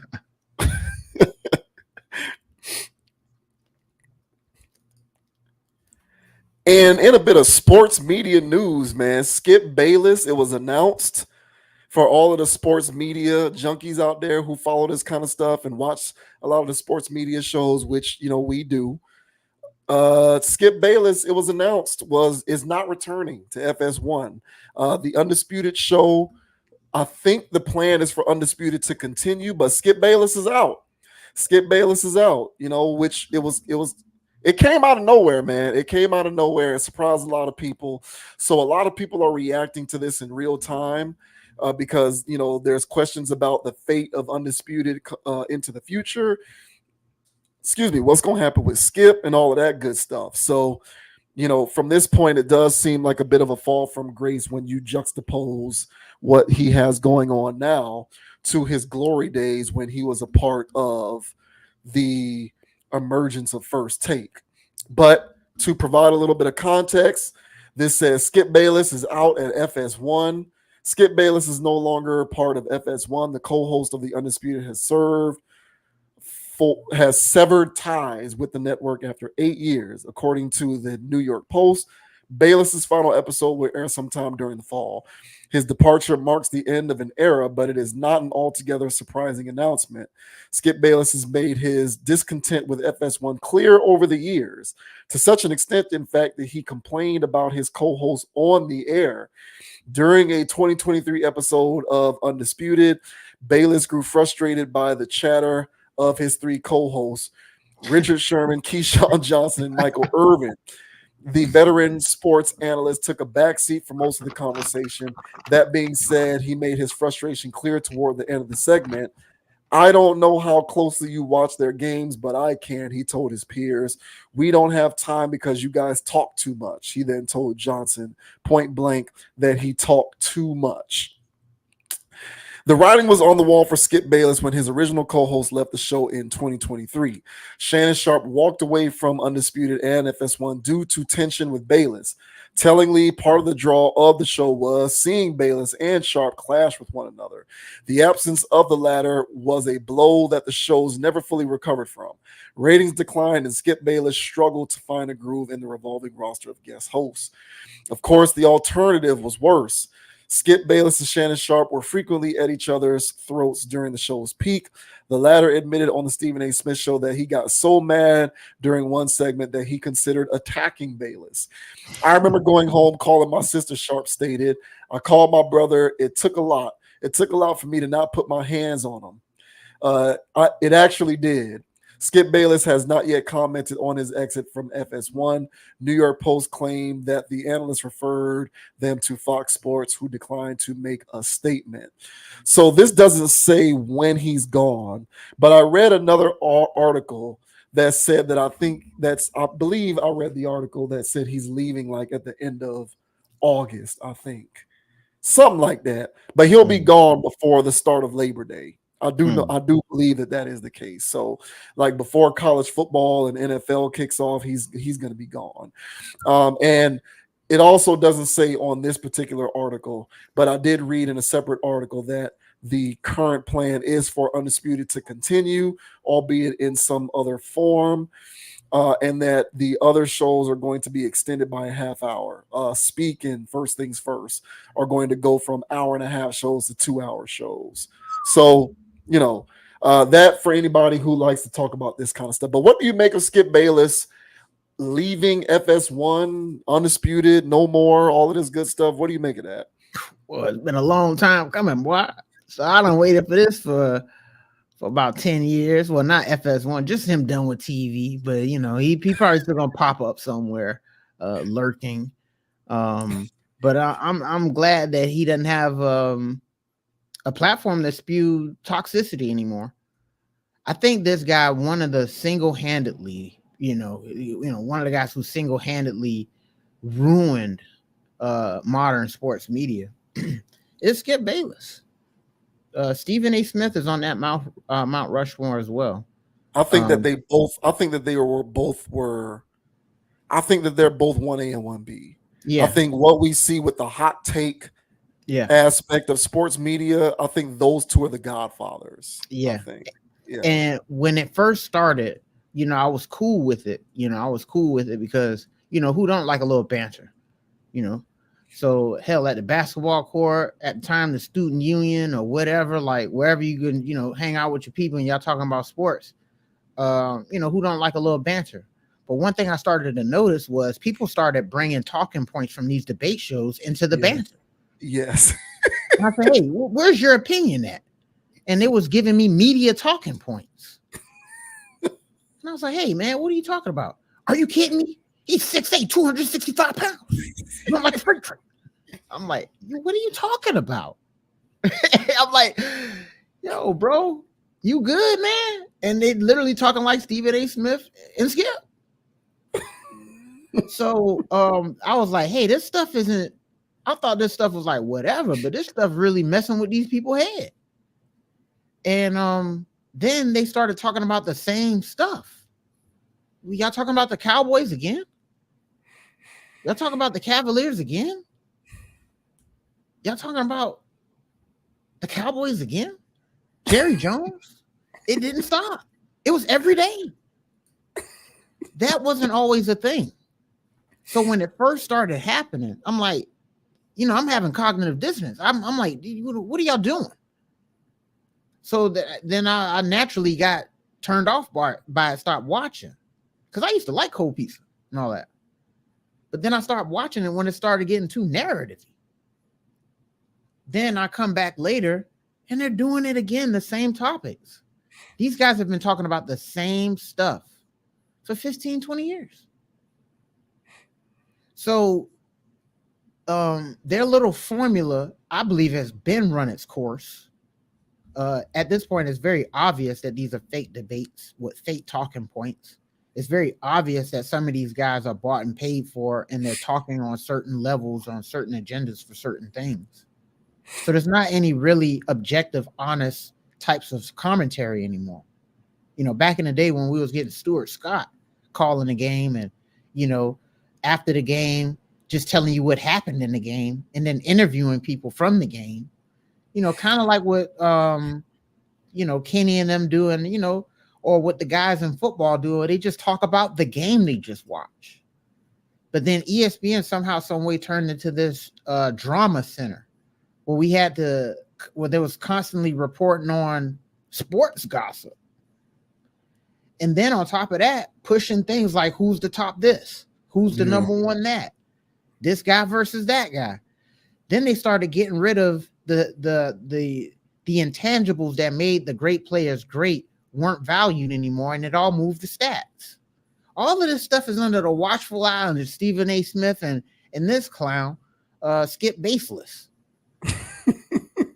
So from me hearing that this guy was stepping down, I couldn't be more happy, more ecstatic. They got out there, Lil Wayne out there getting humiliated, man. You know what I'm saying? Who knows what's going on with Wayne? How long? Who knows how long we got, to have Wayne while he around? And he out here, he around here doing stuff with Skip Bayless. You know what I'm saying? And and tainting his name. So I can't get with any of this. This it was a crap show. what that coach from Toronto say? It's a complete crap, and it's not, and it's not good. So his ratings was in the crapper. I heard they was getting like they were struggling to get like 50K views, 50K viewers. This was on national television, and they couldn't get 50K. Bro, I done seen live streams that do more than that. Yep. So Skip Bayless, he's washed up. Shannon Sharp was his real talent. Stephen A was his real talent. He needs the talent in order to jigaboo off of it. And he needed four black people dancing on stage to make up for one person he lost. And even then, he still couldn't figure it out. So Skip Bayless, you can kick rocks, sir. I'm glad you're getting out of the major network game. But, you know, the major corporations, you know, they find these guys under rocks. And, you know, they're working real hard to make Nick Wright the next Skip Bayless any damn way. So, you know, you get rid of one, two more pop up. But I'm glad this guy's gone. But what are your thoughts, man, on Skip Bayless? Skip Bayless calling the quits, man, allegedly, and leaving not too far from now. What are your thoughts?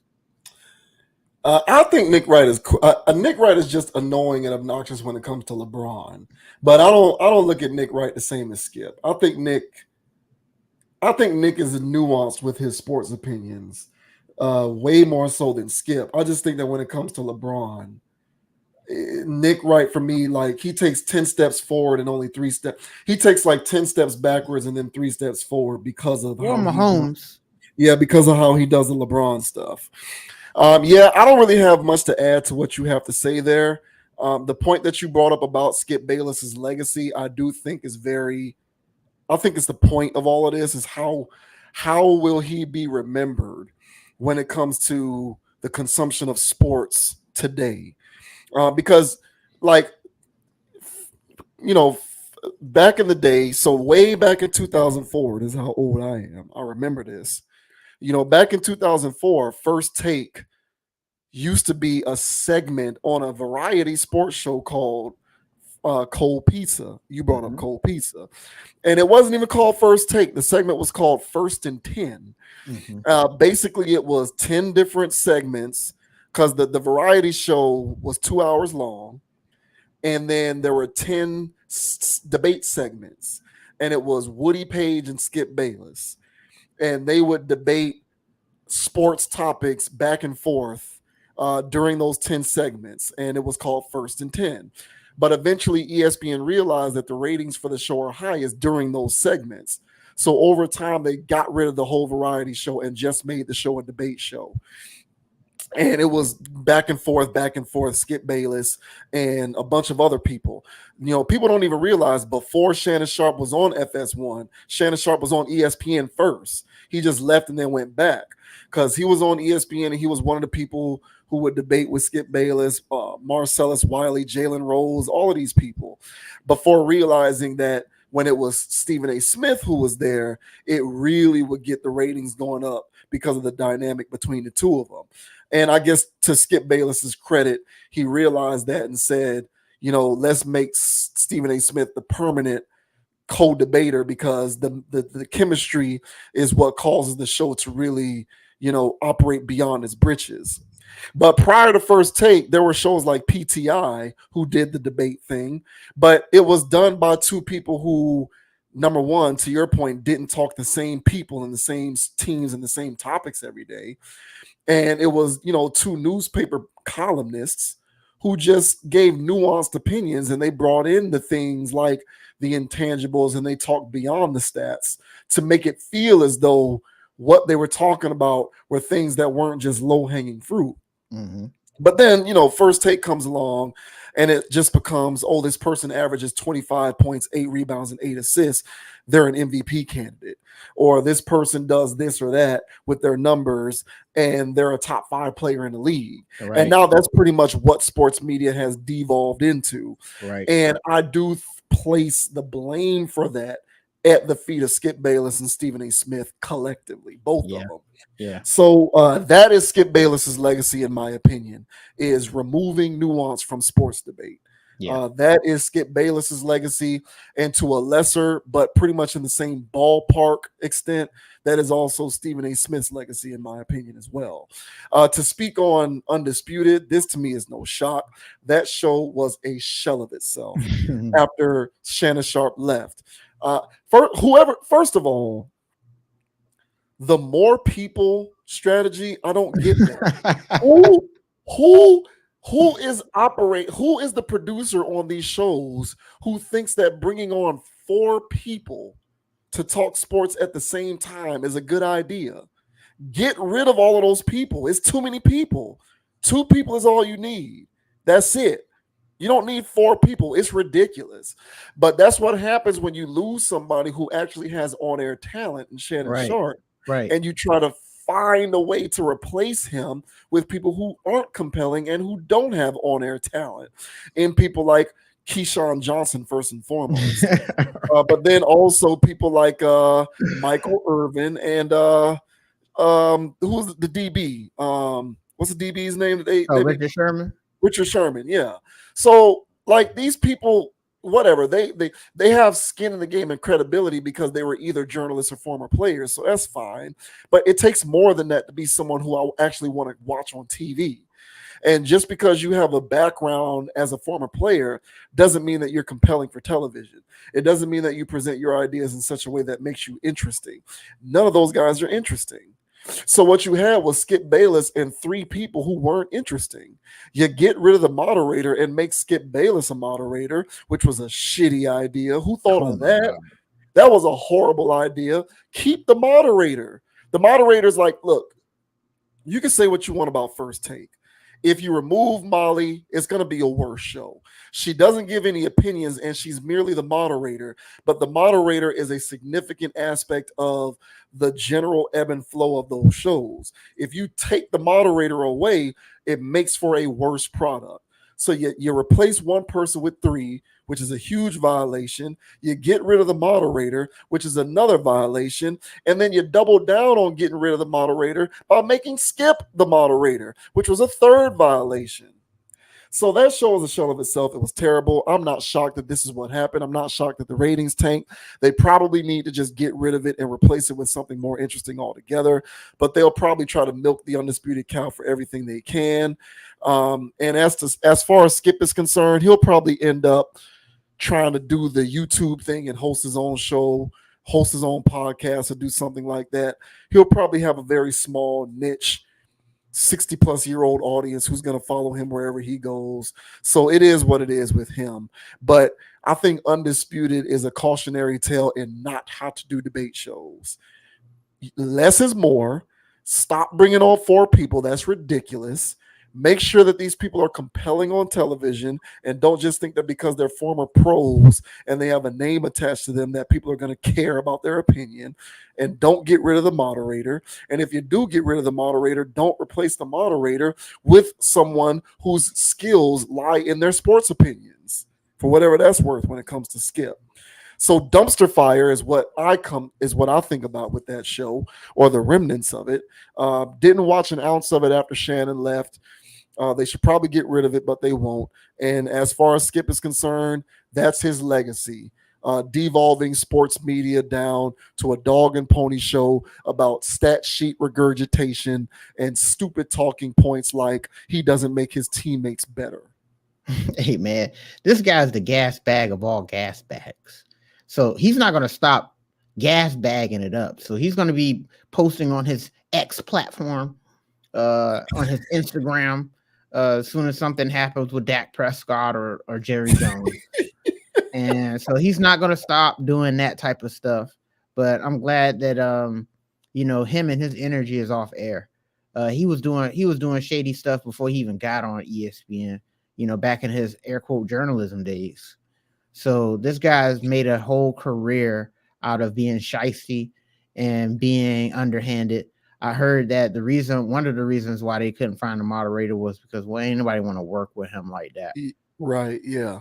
And And then, they got all these people because yeah, you're right. Like those were big shoes to fill in Shannon. So to me, it kind of made sense if they played it right, but I don't want to hear Keyshawn Johnson talk about basketball. Bro, to be real with you, I don't really want to hear him talk about football either. Me either. But that's as much as I can at least respect where his opinion is, even if it's wrong. Right. Because 9 times out of 10, bro, it's wrong. But I can at least respect it because he's thrown me the damn ball, Keyshawn Johnson. But if you throw me the ball, Keyshawn Johnson, and you're talking about basketball, bro, and you're talking his basketball takes are it's not even within the arena, bro. And it's just like, and y'all really parading this out here. I'm supposed to be watching this. I'm doing y'all a favor watching this. That's how I feel. Like I'm doing you a favor, Keyshawn. Like I'm part of your family. Just make sure you support, because every time he come out, I skip it. So yeah, man. And no shade, bro. Just talk sports. I mean, just talk football. So Keyshawn gonna find new work. All these guys gonna find new work. And like you said, they're not getting rid of the show overall. So those guys still might be lurking around anyway. But Skip himself, the gas bag of all gas bags, he's done. And so yeah, man, we'll get an NBA season without him, NFL season without him. Honestly, the last 4 or 5 seasons have been without him in my world. But still, he'll still find ways to go viral on something, I'm sure, and say something about somebody or after one of these weeks. So he'll still do his thing like that. But the day-to-day impact, it's over, and I'm happy about it, to be honest. Yeah, we are clearly seeing who won out in that divorce between him and Shannon. And we are seeing who was the true person who carried that show. And it was unequivocally Shannon Sharp. I don't think there is any doubt about that. But even when they do the basketball stuff, because I haven't watched Skip Bayless since he left ESPN. I never really latched on to Undisputed like that. Pretty much ever since he left, I was out on him. Now, the other shows on Fox are, in my opinion, they're great shows. Cowherd, First Things First, Speak. Those 3 are all, in my opinion, good sports shows for me.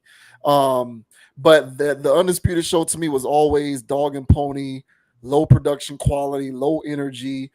And really, like, I couldn't even really watch the show if one of them was remote, mainly Shannon.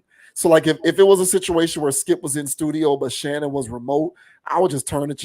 I wouldn't even give it 5 minutes. The only way that I would actually give the show a chance is if both of them were in studio, and specifically Shannon was in studio with Skip, because Skip was usually in studio. Rarely was Skip not in studio. But outside of that, I just felt like the show just wasn't. It wasn't anything worth watching. It really wasn't. And Shannon is all the better for it. It was a shell of itself, for sure.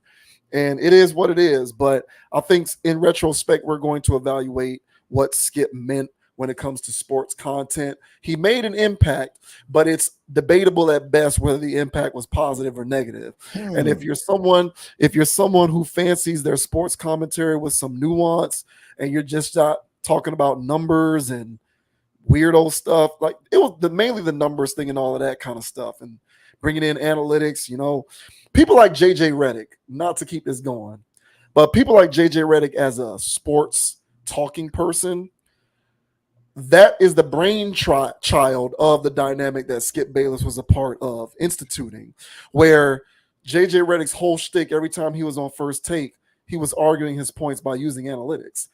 Points per 100 possessions, and plus minus while on the floor for a certain amount of minutes. Like, look, bro, I don't want to hear all of that. I'm sorry, I get it. With his damn QBR. Yeah. yeah. Like, I don't want to hear that, bro. Like, Brock Purdy, does he have a higher QBR than Justin Herbert? Like, Brock Purdy's not better than Justin Herbert. Brock Purdy's not better than Justin Herbert, but that's what people like that'll do now, and it's just become annoying. So, yeah, man, that's his legacy and good riddance. Kid Rock, Get out of here, man. Hey, you got me fired up with that JJ Redick. So I just got to thinking about how he talked. I'm so glad he's coaching now. I don't have to hear him talk about game no more. You don't want to hear him talking about points per 100 possessions. No. Points per 100 possessions and second spectrum. That was all I ever used to hear from JJ Redick every day. And it was just like vomit. I'm vomiting in my mouth right now. Win shares. Oh, get out of here, man. Go mind the game somewhere else, man. I got time for that. Lord have mercy.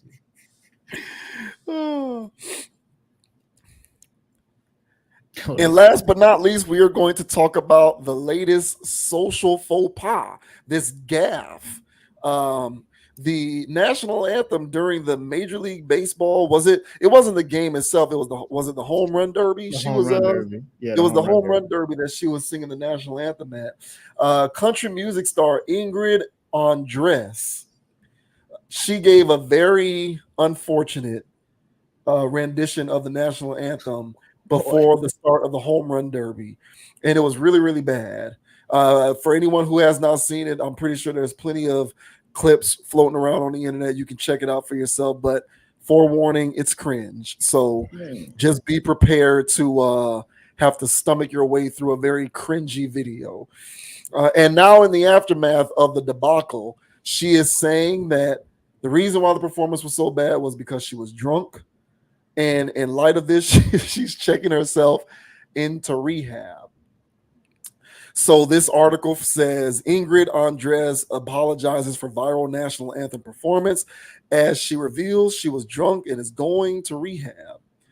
Ingrid Andress broke her silence Tuesday after her national anthem performance at the 2024 Home Run Derby. The previous night caused a stir on social media. On July 16th, the wishful thinking singer revealed that she was drunk during the performance and is now seeking treatment. I'm not going to BS y'all. I was drunk last night. I'm checking myself into a facility today to get the help I need. That was not me last night, Andress, 32, wrote in a statement shared on Instagram. She continued, I apologize to Major League Baseball, all the fans, and this country I love so much for that rendition. I'll let y'all know how rehab is. I hear it's super fun. XO Ingrid. And so that's her post on Instagram, intimating the same thing that I just read. In the comments, friends and fellow singer-songwriters showed their support for the Sing Someone Else singer. I'm sending you love, Ingrid. Being this open takes a lot. You've got this. Hang in there, wrote Carly Pierce. Julia Michaels added, love you, girl. I'm sorry you're going through this, and I'm sorry the world can be so cruel. Here for you, XX. Matt Stell called Andress a badass, while George Burge wrote, this takes guts. A rep for Andress had no additional comment. After the four-time Grammy-nominated singer performed the national anthem at Texas Globe Life Field on July 15th, baseball fans had much to say about it on social media.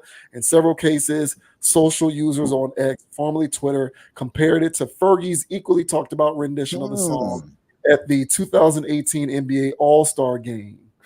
Fergie watching Ingrid Andress claim her crown for worst national anthem of all time, one user wrote. So that's how you go there. There's more comments there. I had to part ways with some people who've helped me make a name for myself. It sent me into what my country, America, calls depression, but I'm not a doctor, she confessed. So she's trying to do damage control here for a very public embarrassment, and she's now saying that she's checking herself into rehab for a problem that she has. And she did the national anthem while drunk. So clearly there's a lot of public fallout on her behalf, and she's trying to clean up the collateral damage. But what are your thoughts on this situation with her, this country music artist, Ingrid, and how she was drunk singing the national anthem during the home run derby? I mean, I think it's just that. I think it's just good PR. PR in the sense that, hey, just go ahead and admit, you were on a controlled substance, a legal one, and admit you was messed up, and that you're going to seek help. So the reason why this is good is kind of bulletproof in the sense of what you're going to question the fact that You know what I'm saying? She's drunk, or you gonna make fun of the fact that she has an addiction problem? Right. What a Yeah. sicko you are, man. And it's Yep. like, look, man, I'm not making fun of the fact that she has an addiction problem. I don't think addiction's funny. Oh yeah, why are you making fun of her then? You know, you're so brave. You're a badass for getting blasted and singing the national anthem, disgracing the country. You're a badass for doing that. Give me a break. This, that kind of patting on the back type of stuff. That's that fourth place get a trophy stuff. Fifth place getting everybody getting trophies. Everybody get a badge. Participation awards. It's like, hey man, we got to call these people out who are professional performers. And this is part of your job. And if somebody showed up to their job blasted out of their mind and they did it wrong, you know what I'm saying?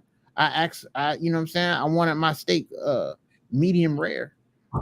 You know what I'm saying? And I tell the waiter, and they're so blasted, you know what I'm saying? They bring me back something well done. I'm upset with the waiter. Hey man, I'm going to check myself in the I don't care, bro. You know what I'm saying? So I know that these people are human, so I'm not going to be too hard on the young lady. But at some point, you know what I'm saying, we got to stop giving people excuses for doing stuff like this. This is why the quality of everything is going down, in my opinion, is that people can show up and do this. And it's not like I'm a big national anthem man. It's the point of being a professional. And so for her to be a professional and showing up here and doing something like this, it is what it is. But at the same time, man, I don't like all the stuff that those other people were saying as far as you're a rock star and all this other garbage. And people aren't hating and we aren't being cruel. You literally sounded horrible. And so, yeah, man, these people got to get called out. But I feel as though this was good PR in the sense that you really can't say anything about this because you can't make fun of addiction. Addiction is not funny, But, for her to say that rehab's going to be super fun was every indication that she's not going. So, you know what I'm saying? So I heard rehab's fun. I didn't hear that from anybody. So, and to me, it's just a tongue-in-cheek thing to get people to calm down. So, but what are your thoughts, sir, on Miss Address? You know what I'm saying? Balking on the damn national anthem because she was so blasted.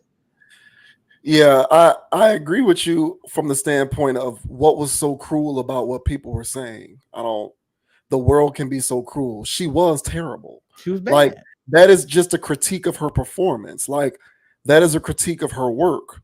Like in sports, we do it all the time. If a guy goes 4 for 18 and shoots, 20% from the field, misses his free throws and turns the ball over 10 times, we're going to say he had a bad game. That isn't the world being cruel. That's just saying you had a bad game. I don't get that. That to me is soft. I don't get that. But it speaks to my overall belief that, when it comes to we see it everywhere. It's not just music. We see it in entertainment in general, but also in sports. Mm-hmm. I rail against this when it comes to hip hop.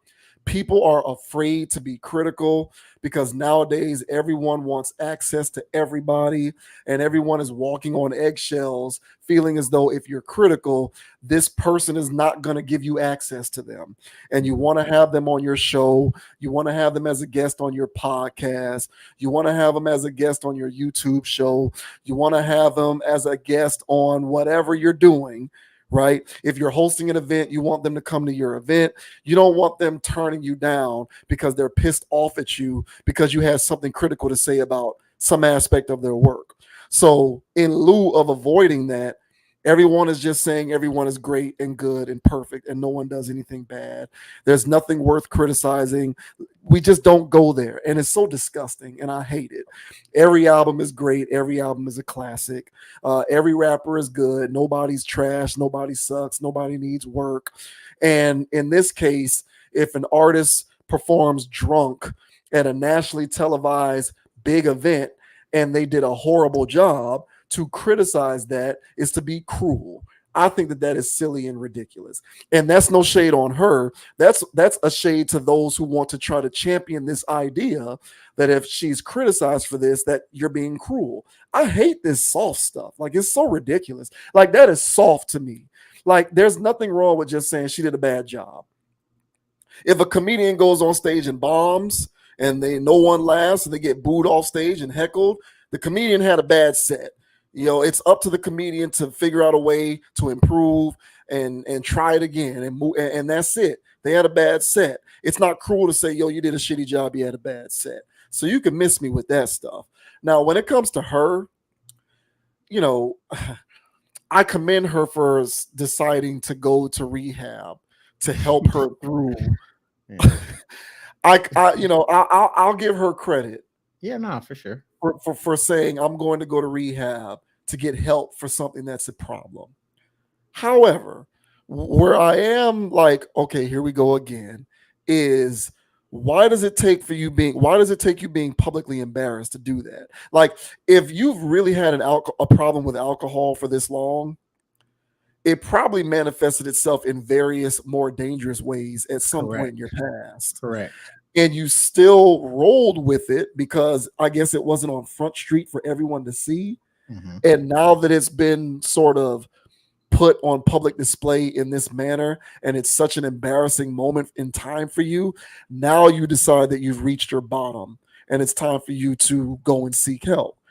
And it's weird, like, you know, I'm towing a delicate line here because me saying this makes it seem as though I'm insensitive towards someone who decides that they want to go to rehab. And whatever, you know, everything these days is opposites. We operate in absolutes. So I either have to champion her and say, good job, you're doing great. And if I don't say that, it means that I'm a hater, right? See the first topic that we talked about with Dwayne Wade. Everything is an absolute. Everything is an absolute and everything is a polarization. So if I'm not completely behind her 1000%, it by default means that I am cruel and hating on her. And I'm not either or. I'm just saying, I'm glad you made this call, but something tells me that there were incidents that took place in your past. And I've dealt with this personally because there's people in my family who have issues with alcohol, right? So I've seen this kind of stuff firsthand. So to anybody else in the comments who wants to say you don't know because you've never dealt with alcohol abuse, yes, I have.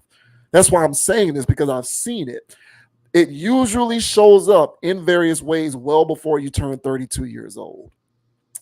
And my thing about it is, maybe you did, I'm not talking about embarrassing moments like, you know, you were blacked out or you did embarrassing things, you slipped and fell, or you said something embarrassing. I'm talking about dangerous things where like it could have ended, like, you know what I'm saying? Like incidents where something dangerous could have taken place. If not for the grace of God, you were able to make it out of that, thankfully, safely. And so there were probably other situations that warranted her making that decision already. And it wasn't enough for her to do that. But she's doing it now because she's dealing with bad PR because of her celebrity status. And so that's my only critique with this is good for you, but it looks to me like you're doing this in order to save face for your public image, because you got to be able to clean it up in some kind of way because it was so publicly embarrassing. So what better way to attempt to clean yourself up than to say, hey, y'all, I'm going to rehab. But you probably should have already been there. Yeah, that's what I'm saying. It's a good call. It's a good call. It's a good umbrella. And she do need to go. She got a problem. So but yeah, man, it just, to me, I didn't like all those comments those other people were saying that were just, I mean, it is commendable that she admitted it, I guess. But anybody that was watching that can tell she was on a controlled substance. Matter of which one was it? You know? And to me, that sounded like a cocktail. And I ain't talking about alcohol. So, you know what I'm saying? She sounded like she had the whole party pack going. So, you know what I'm saying? I mean, my whole thing is about this. I wish I would. You know what I'm saying? And if I had a job and my performance is lackluster or I'm coming in late and they say, hey, what's going on with you, SS? You're coming in here late every damn day. And I was like, sorry, I'm gonna just be honest with you. I got a video game problem. I'm about to get help for this though. You're so brave. Hey man, Don't worry about all those tardies. Thanks for being so bold and admitting that you have an addiction. And it's just like, hey, man. So I'm not going for that. But again, I've seen people, at least online. There was people that I followed before that had addiction stuff, and they will go through it and they like update people of what their addictions are. Like, I know how much addiction is not a joke. And that's the part about this that is like, well, she bet not be just throwing this out as a thing, because there's real people who are really struggling with alcoholism and they have real addiction. And if you're just using this as a publicity thing to cover yourself, then that's dishonorable too. So if she has a real problem, I hope she really gets it fixed, but she got a problem with them vocal cords if she don't. So either way, girl, you don't have to fix that. I don't know what the hell that was. Right. Yeah. Yeah. I know a little bit about this stuff. And like most people, when they experience their bottom, they'll just kind of have that moment of revelation and they just do what they got to do.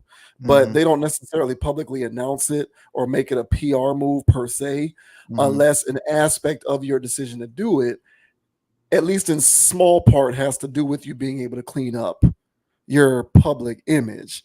Correct. And so I don't think that it's completely unreasonable for someone to roll their eyes at the idea that an aspect of this is rooted in her desire to clean up her public image, while at the same time saying, good for you if you genuinely do have a problem. And Correct. This indeed does serve as your bottom. And so you want to get to the root of it so that you can fix it. Like both of these things can be true at the same time. We do not have to operate in these matters of absolutes and polarizations, despite the fact that that's what the internet and people in general want you to do. So I don't think there's anything wrong with criticizing her performance. It was bad. If a guy goes out there and has a bad, day, thankfully she's a part of the art, because people in the arts get way more grace because you're seen as like, I'm an artist, so I can do whatever. You know what I'm saying? It's like people in the arts, music, movies, it's like, there's a tendency sometimes for society to excuse what is otherwise reprehensible behavior because there's this idea that that's what makes them do what they do, right? So thankfully she's able to benefit from that, because if she was an athlete, she'd be suspended. Like if she was an athlete and she showed up and was drunk to a game, Correct, and this was something that happened more than once and it Correct. became habitual, they would have mandated that she goes to rehab and she would have been suspended. You know what I'm saying? She would have incurred penalties for this. So at least she can she can be thankful that she's a part of the arts, where stuff like this tends to get a pass from a punishment standpoint. Unless she says something that gets her canceled, which, obviously that didn't happen here. But at least she gets to benefit from that, because in other areas of industry, sports, and all of this other kind of stuff, bad performances, it's a part of the culture. You're going to get called out and criticized, and that doesn't make anything cruel. It just means, hey, you need to do what you got to do, because it's your responsibility to fix this. People aren't being cruel. They're correctly calling out that your yield as a performer wasn't good. So fix it, just do something about it. And on the back end, bro, she can sing country songs about her struggles. Yeah. Yes. Rebounding. Yeah. Like her next album might be fire, bro. It is. Yeah, it is gonna be fire. It is gonna be fire. Yeah. She can even write a book about it too. She'll parlay it into a book about, her stint. Hey, get your bag. Get your bag, Miss Address. Go ahead and get that bag. Oh boy, yeah. Thankfully she didn't do it before an NFL game, because it would be even more scrutinized, because you know how they are with the NFL in this country. So at least it was the MLB home run derby. But yeah, so good luck to her. Good luck to Miss Ingrid Andress. Good luck to you, ma'am. I hope you get the clarity and the help that you need, so that you can get back out here rocking and rolling.